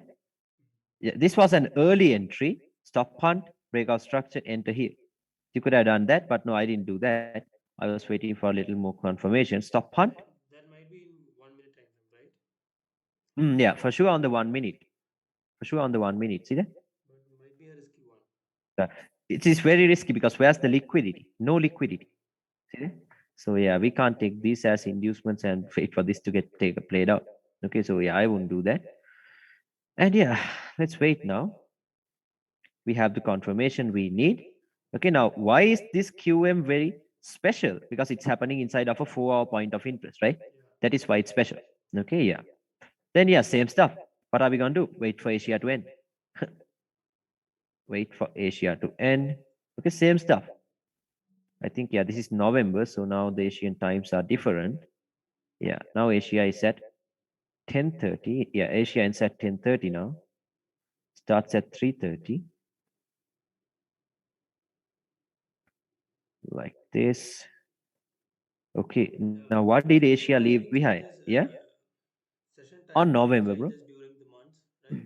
Yeah, on November, I guess. November. On November it changes. Yeah. Oh. Okay, because of the daylight savings Yes. thing. I don't know properly. Yeah, I don't know properly because that happens because of daylight savings time. But yeah, you can if you just look into Forex Factory, you can see that they will just update it. Okay. Okay, they will update it all the time. Okay. So look at this. Now, today is the Asian low strong? No, right? What did they leave behind? Equal lows. See that? Equal lows. Can we trust it today? No. So right below that, we have this point of interest. Why is it high probable? Asian sessions liquidity being fed into that point of interest. See that? Yeah. Liquidity, like feeding into the point of interest. Have that marked out. Now, like I said, you can do one of two things. Okay, you can either wait until price gets here and then buy it, or else you can always hedge it. I told you, right? You can always hedge it like we do. Okay, so yeah, now right now we do not have a proper point of interest. So what I did was I was waiting until I get a clear setup. Now look what happened. Okay, so the price went up. Okay, took out the Asian highs. Right here now, the thing is now after it's gone, I can easily explain this to you, right? But what once we're looking at it in real time, like it'll be a little confusing, right? It'll be a little confusing. Okay, so for some reason, okay, I took this as a stop hunt and this as a breakout structure. Okay, I took this as the breakout structure, but where is the major breakout structure? Here. See that? Price can still do this. Price can still do this, right? But I took this as a stop hunt and this as the breakout structure because why? A QM was formed. See that?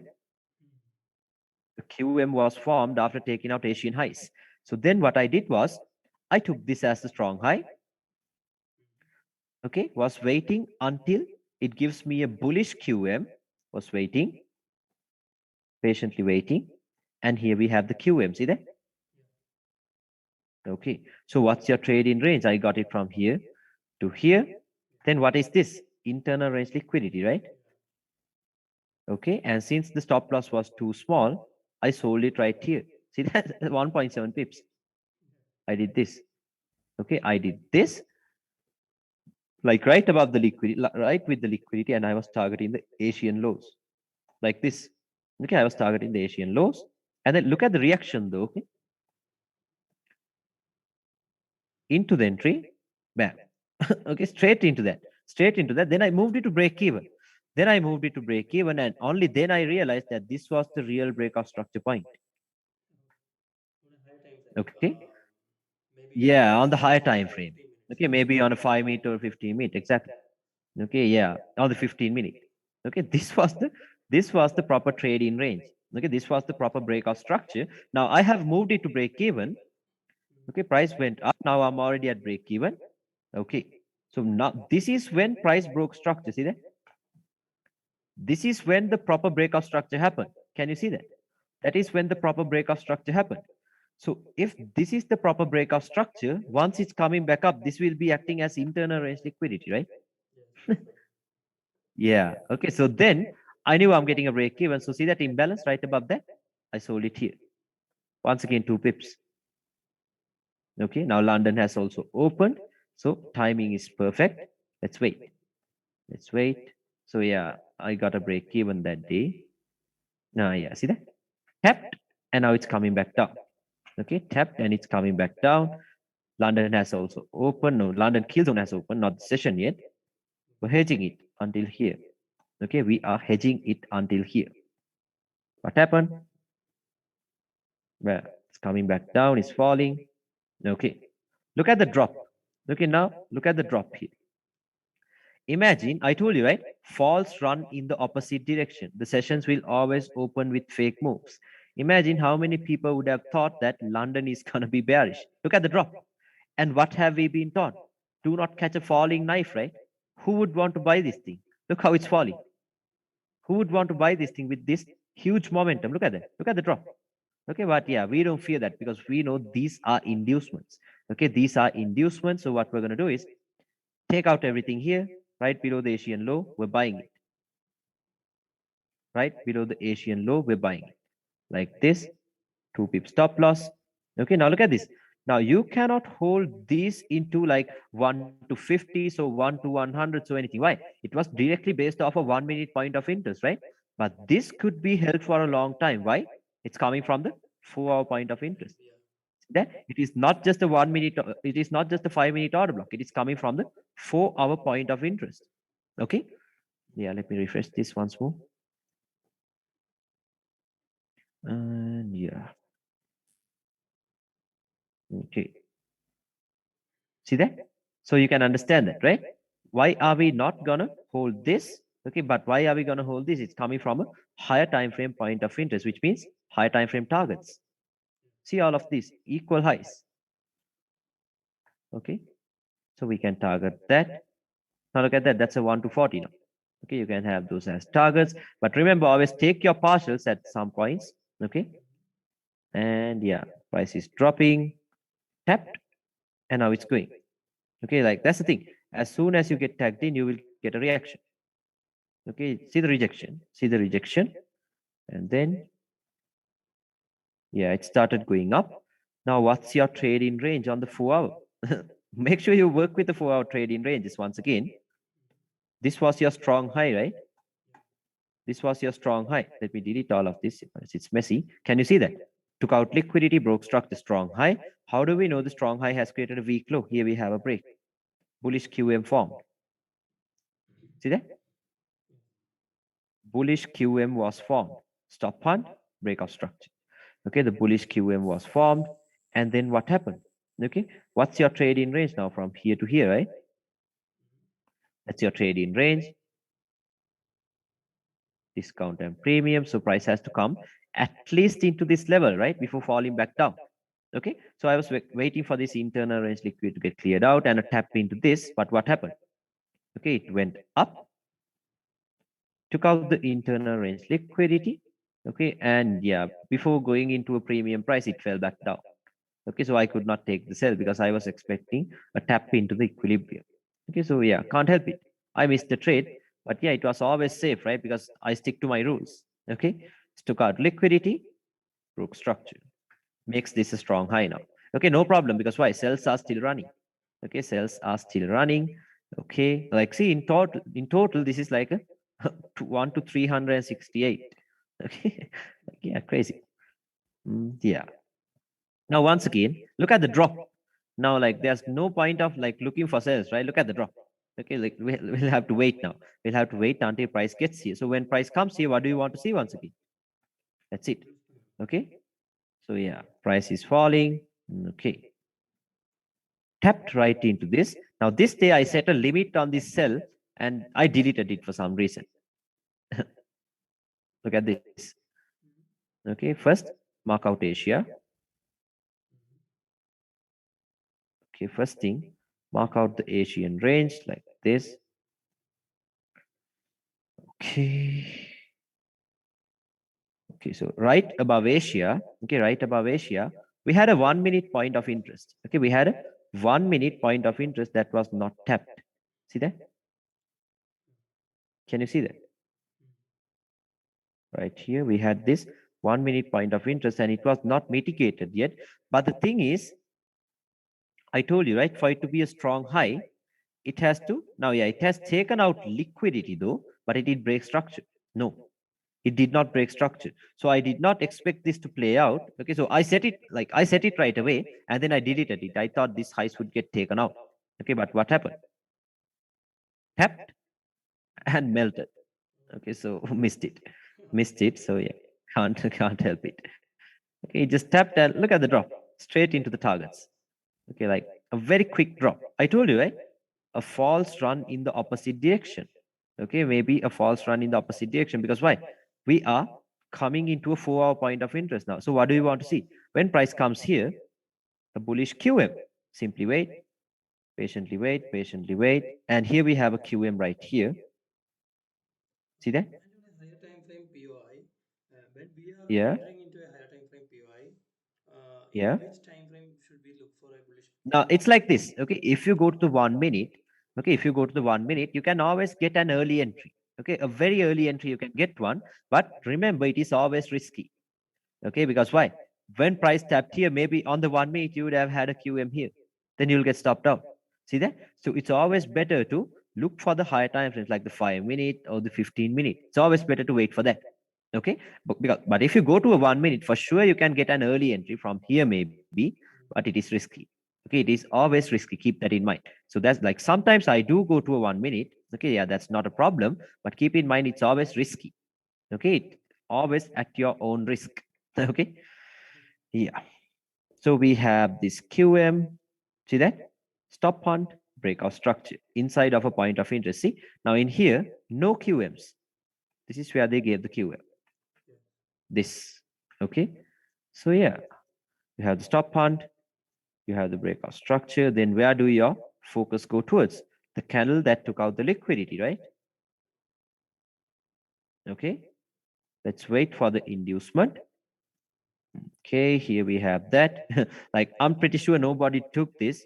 Okay, I'm pretty sure nobody took this because why? This happened during NFP. Do you know how spreads how wild the spreads goes, right? During NFP. Okay, so yeah, price just it was messing around, and with NFP, bam, time and price. Look at the time, right at 6 p.m. Okay, into the breaker, like yeah, I wanted to buy this right here, but my spreads showed me that if I bought it here, my buy would have placed right here. Okay, so look at the stop loss then. Okay, I didn't want that. Yeah, that was a 20 pip stop loss. Who would want that? Okay, so yeah, no problem. I was patiently waiting because even on the 15 minute, shit, it's lagging. Okay, even on the 15 minute, we had a QM. See that? Stop hunt, breakout structure. Okay, so yeah, see that? A QM. Okay, a QM. So let's mark out the strong low and let's wait for the strong low to create a weak high. How do we know that? Bearish QM, right? bearish QA. Okay, so price is starting to go up. Let's wait. And here we have it. Okay, here we have a breakout structure.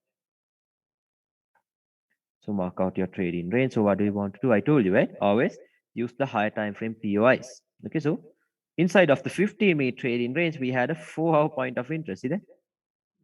Yeah. The example that I showed you earlier. Okay, the volume is in the body. Now let's add confluence into this point of interest. Okay, now we have the 4-hour order block, 15-minute breaker block. Okay, and it is inside of a discounted price of this trading range. Okay, let's add more confluence. If you go to the 5-minute, we have now the 4-hour order block. Okay, 15-minute breaker block, 5-minute breaker block, 5-minute order block, all in the same place. See that? All in the same place. Why? That means smart money was up to something in this area, right? They were up to something in this area. And most importantly, we have liquidity being fed into that. See that? Short-term low. Never tap the body of this order block. See that? Never tapped it. Okay, never tapped it. So you can use that. And yeah, let's see. Let's mark out Asia. Now you know what to do. You can either wait until price gets there, or else you can hedge it, like I told you. Okay, you can always hedge it. Now this day, can you expect Asian highs to hold? Yeah, for now. Why? It has taken out liquidity and broken structure, right? Major structure broken here and minor structure was broken here. So how do we know? Yeah, let's mark out that. How do we know this strong high has created a weak low? You have to get a breakout structure in the opposite direction, right? So let's wait. Okay, here have a break of, here we have a break of a swing high. See that? We have a break like that. Okay, we have that. So if that's a break, then this becomes your trading range. And what is this? Internal range liquidity. Okay, now remember, if it comes here during Asia, we're not going to trade. We're not going to take it. Okay, it misses, it goes, because we're not going to trade during Asia. But if it comes after Asia, then yes, we can trade it. Okay, yeah, after Asia. Okay, now we can trade it, because why? Stick to the rules. Okay, stick to the rules like this. Sell limit on the imbalance. See that? See that imbalance? Okay. Stop loss can be above the strong high, or is that imbalanced candle. Where are you targeting? Asian low, safest target. Okay, safest target. Price then messed around. Okay, yeah, London has opened. Yeah, London kill zone has opened. Huh, look at that. Tapped into our entry. Then what happened? Bam, melted. Okay, straight into the targets. Okay, so we can take our partials. Okay, from that low, take your partials from the low, and then leave a runner into this inducement. See that? Into this. Like that. So what happened? Bam. Okay, so it's coming back down. You have taken your partials, you can leave a runner, or else you can even close everything. Now, same thing. Like, can you see how similar this setup is into that previous setup we used? We can either hedge this, and I told you, right? Who would want to buy this thing? It's like catching a falling knife. Didn't I tell you that? Same stuff. Okay, same stuff happening again and again. We hedged it, and now we're buying it from the low. Okay, we're going to buy it. Okay, now I'm setting my limit here. This was a 5 pip stop loss actually on MT4. You see it was 4.6 pips here. And I was targeting this high with the 2 standard. Bam. Look at the rejection. See that? Look at the rejection when it taps here. Just like that. And what happened? What is this? A false run in the opposite direction. Okay, inducing sellers into the market. Now imagine how many people would have thought that London is going to be bearish. Okay, but what happened? Bam. Judah swing. See the Judah swing. Yeah. Okay, yeah, everyone got stopped out, and now price is going up. Now it's going up. Now look at this. Now we can't hold this into something like a 1 to 50 or something. Why? Directly based off a 5-minute imbalance. But this we can hold it. Why? 4 hour point of interest. Like, see how similar the setups are, right? Very consistent. Okay, very, very consistent. And then into the targets, just like that. So you have that. And yeah, the 4-hour structure was broken right here. Okay, so let's go to the 4-hour time frame. Yeah, on the 4-hour, this was the strong high, right? This was the strong high. And how do we know the strong high has created a weak low? Here we have the break. See that? QM, bullish QM. Okay, so then from here to here is your new trade in range. So what are we going to do? Once we find out the new trade in range, look for discount and premium prices. And this buy can be held until at least the equilibrium, right? Like this. Or else this whole area is your point of interest, right? Last push up before the push down. So on the daily, what's that? An order block. See that? On the daily, that's an order block. So you could refine it to the breaker block on the 4-hour. And if you go even lower, okay, if you go lower, see this? You can use these candles now. Can you see that? You can use these areas lining up with the breaker. Okay, see this? The 15-minute candles, you could have used that. Okay, you could have used that. And yeah, then it's about waiting until price gets into these areas. Because why? Okay, because why? Even though we refined it, this was a higher time frame point of interest, right? It was a higher time frame point of interest. So it's always safe to get a confirmation entry. Can you understand that?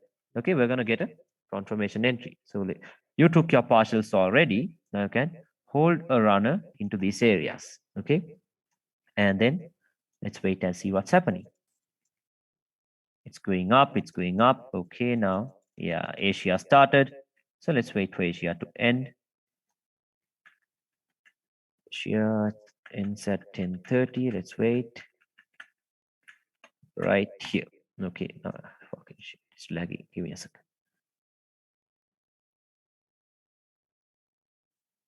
Okay, Asia has started. Okay. Now look at this. Okay, now Asia is over. So what can you do? You can either wait until price gets here, or else you can always hedge it, right? I told you.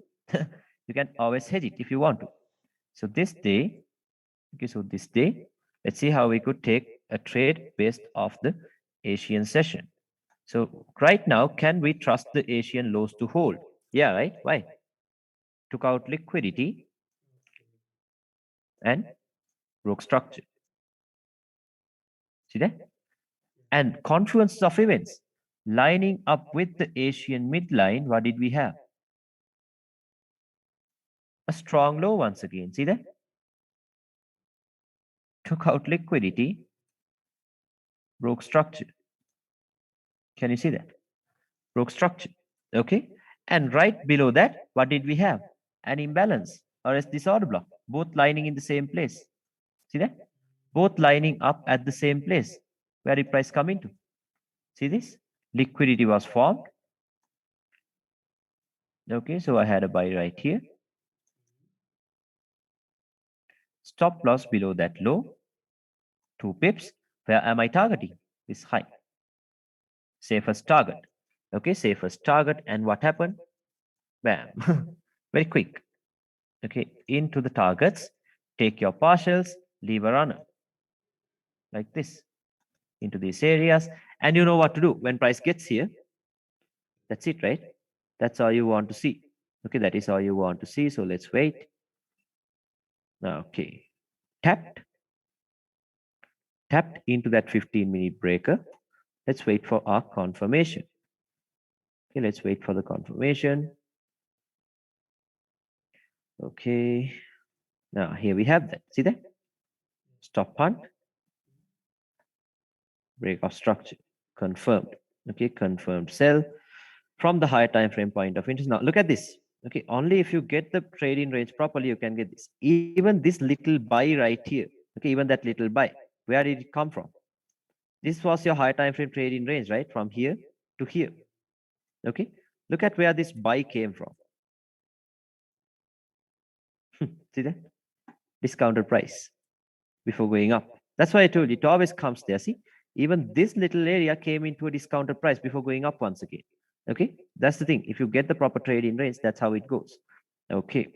Now on the 1 minute, it's we are in a premium price now inside of a higher time frame POI. and we are inside of a, yeah, I'm sorry, not inside of a, we have gotten a break of structure 2.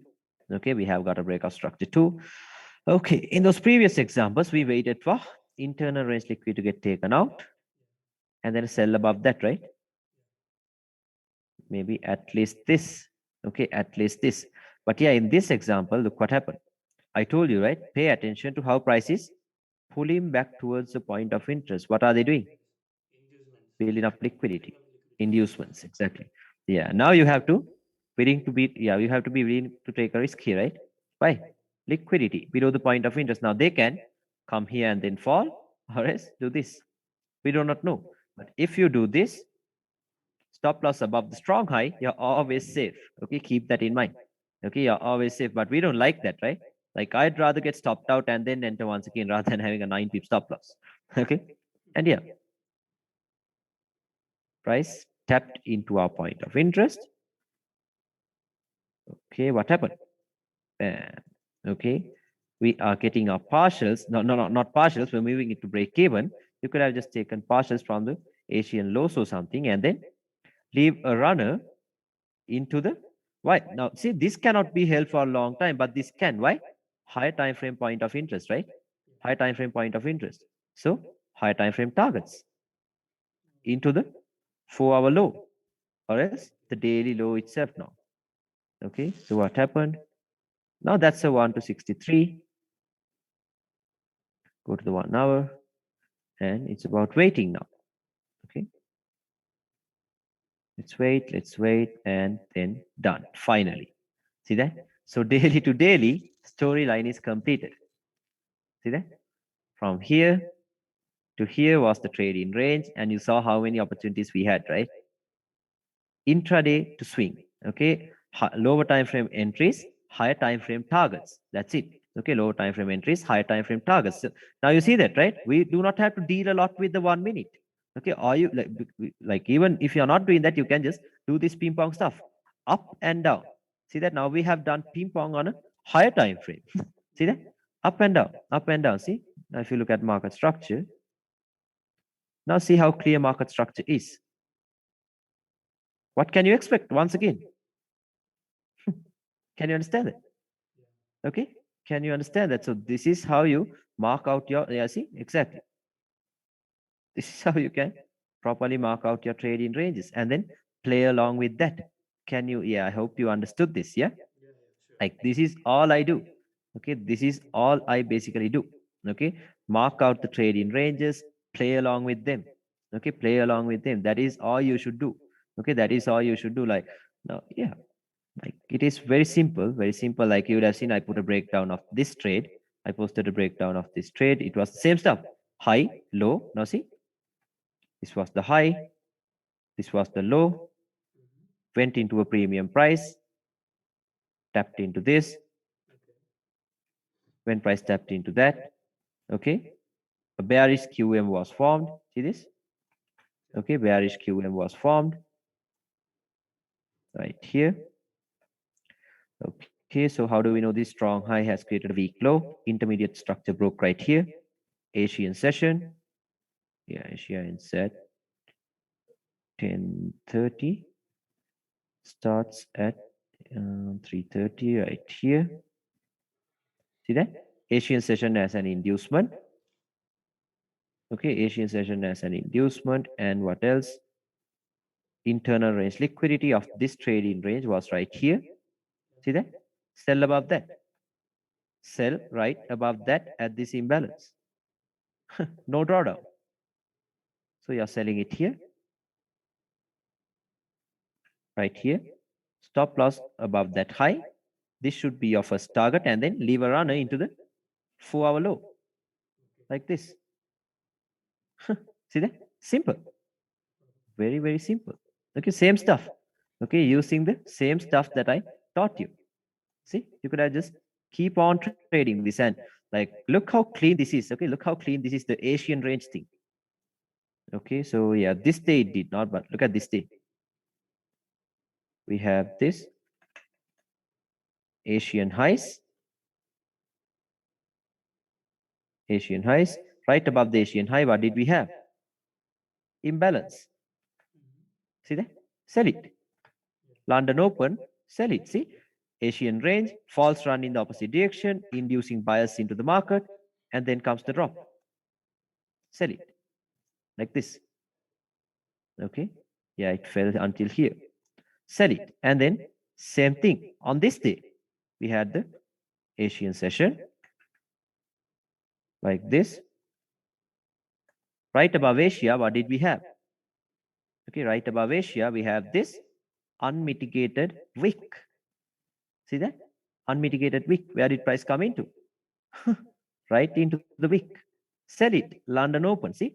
Asia, false run in the opposite direction, inducing bias into the market. Sell it. Can you understand it?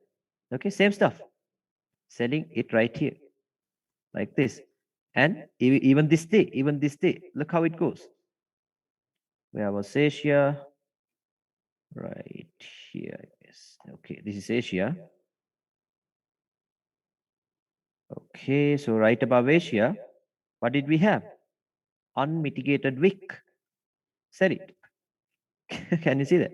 How it goes? Sell it right here. Stop loss can be on some lower time frame point of interest. I don't know.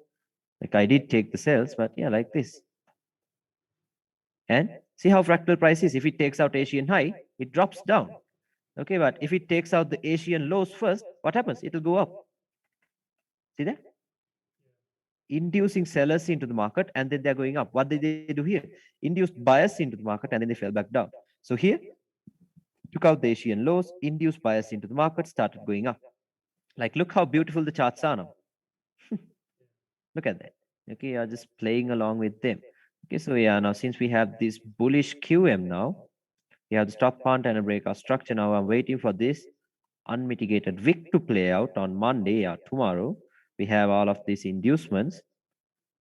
This is what I'm expecting.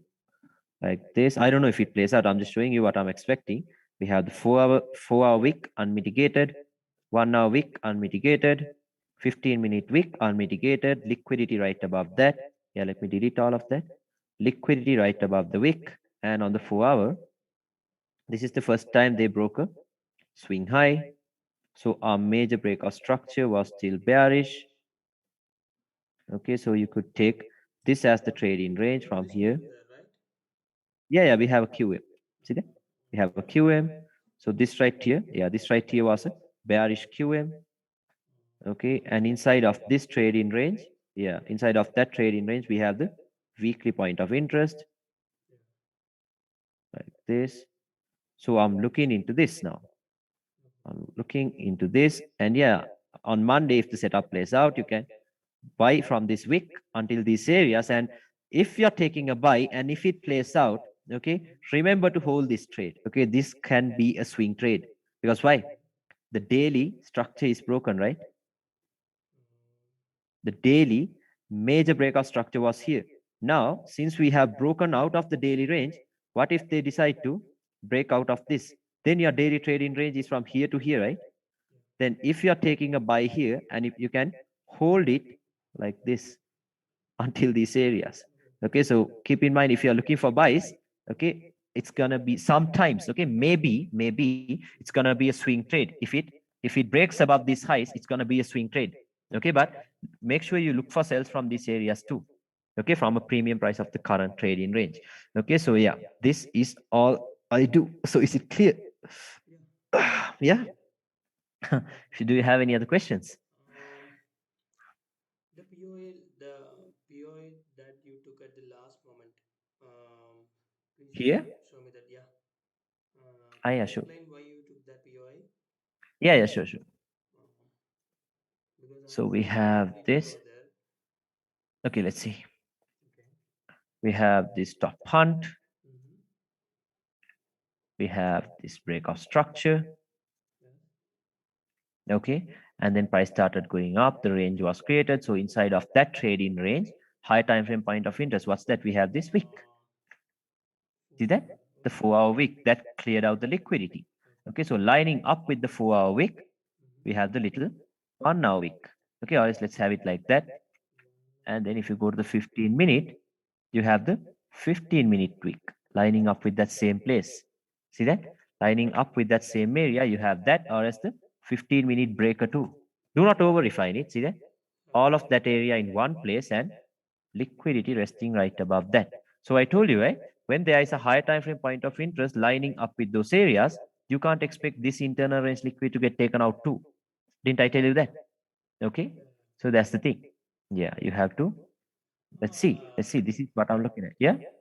can you please explain the breaker once more? I'm a Yeah. little A bit confused breaker with is that. something like this. Okay. Okay. The breaker is something like this. Okay. A QM. That is what you want to see. Once again, a QM, and the area where structure broke, that is where the breaker is. See this? Oh, okay, We okay. have So here this. the bullish candle becomes the Yeah, breaker, the right? bullish candle right here. This Okay. becomes the breaker. So we have all of this lining in the same place. 4 hour wick, 1 hour wick, 15-minute breaker, 15-minute wick, 5-minute breaker, 5-minute wick. All of them in the same place, which means that's a good area for you to look for buys, right? Wait for the confirmation. Okay, wait for the confirmation. What's the confirmation you need? A QM inside of this. Then you're buying it. Okay, then you're buying it. So yeah, this is all I do. Is it clear? Let me know. Yeah. Yeah, right? Yeah. Yeah, if you have any other questions, you can just hit me up. No problem. Okay, you can just send me your charts or anything. So when I see the message, I will reply. Okay. So yeah, this is it. I hope everything is clear. Yes. Yeah. Okay, bro. Then that's it from me. And we can use Yeah. this So everything's fine, right? any Yeah. time frame, right? Any Instead of time frame. using the 4 hour as a major time frame, for Yeah. intraday purposes, uh, Okay. can I use 50 minutes as the major time frame and 1 minute for the entry purposes? Yeah, you can do that. Okay, but keep Mhm. always make sure you have the higher time frame perspective in mind. Okay, because the higher time frame is what gets respected. Okay, because like that's the thing, because you can just keep on buying this thing. Now let's assume you're not looking at the 4 hour time frame, but we know that this is the trading range on the 4 hour, right? And the weekly point of interest was somewhere around here. Now let's say you're only just following the 15-minute thing. So price is going up like this, and you're trying to buy with every single move. So let's say from here to here was the trade-in range, and let's assume now price has tapped into the weekly point of interest, and you're waiting for a buy right here after the internal range liquidity get cleared out, and you get stopped out. Why? It's coming from the high time frame. That's the thing. Okay, so pay attention to where, like, yeah, where price is coming from. Okay, always stick to the higher time frames. That's what I can tell you. Okay, you can trade with the 15-minute, but it's risky. It is risky. Okay, yeah, that's it from me then. Everything's fine, right? I hope everything is fine. Yeah. Yeah, fine, fine. Okay, bro. So, Like, yeah, if you that's have all any for other, yeah, this. yeah, if you have any other questions, you can ask me while backtesting. I'll add you to a private group. Okay, I'll add you to a private group, and yeah, if you have any other questions, you can ask it there. If I when I see the messages, I will reply. Okay, or else just send it to me. No problem with that. Okay, so everything made sense, right? I hope everything is clear. Yeah. Yeah, perfect. Okay. Yeah. Then that's it from me. Mhm. Okay. And Then so which broker are you yeah, using? like I'm using the FTMO service when I have my own live account that is from IC Market. IC markets. Okay, okay. Yeah, IC Market, because the spreads are low, so you can even on FTMO the spreads are low, so it's not gonna be a problem. Okay. Okay, okay. Yeah. Well, then that's it from me. Have a good day then. Okay, then Okay. thank you so much. All right, bro. So you got something out of session, right? I hope everything is clear. Yeah. Hmm? It's not Like getting you clear. understood this, right? You Yeah, of understood what course. I taught you, right? Yeah. Yeah, of course. Okay, bro. Okay, bro. Then that's it from me then. Okay, All then right, bro. meet you Have a in good day then. a private group or on a private chat. Yeah, bro. Okay, bro. Okay, See you focus later on then. Bye backtesting bye. and we'll Yeah. forward you the charts. What, bro? I didn't hear you. What's that? um, I will backtest it and will forward my charts to you. Ah, yeah, yeah. No problem. Yeah, yeah. Backtest and send me the charts. Okay. All right, bro. Okay, then. Have a good day then. Bye bye.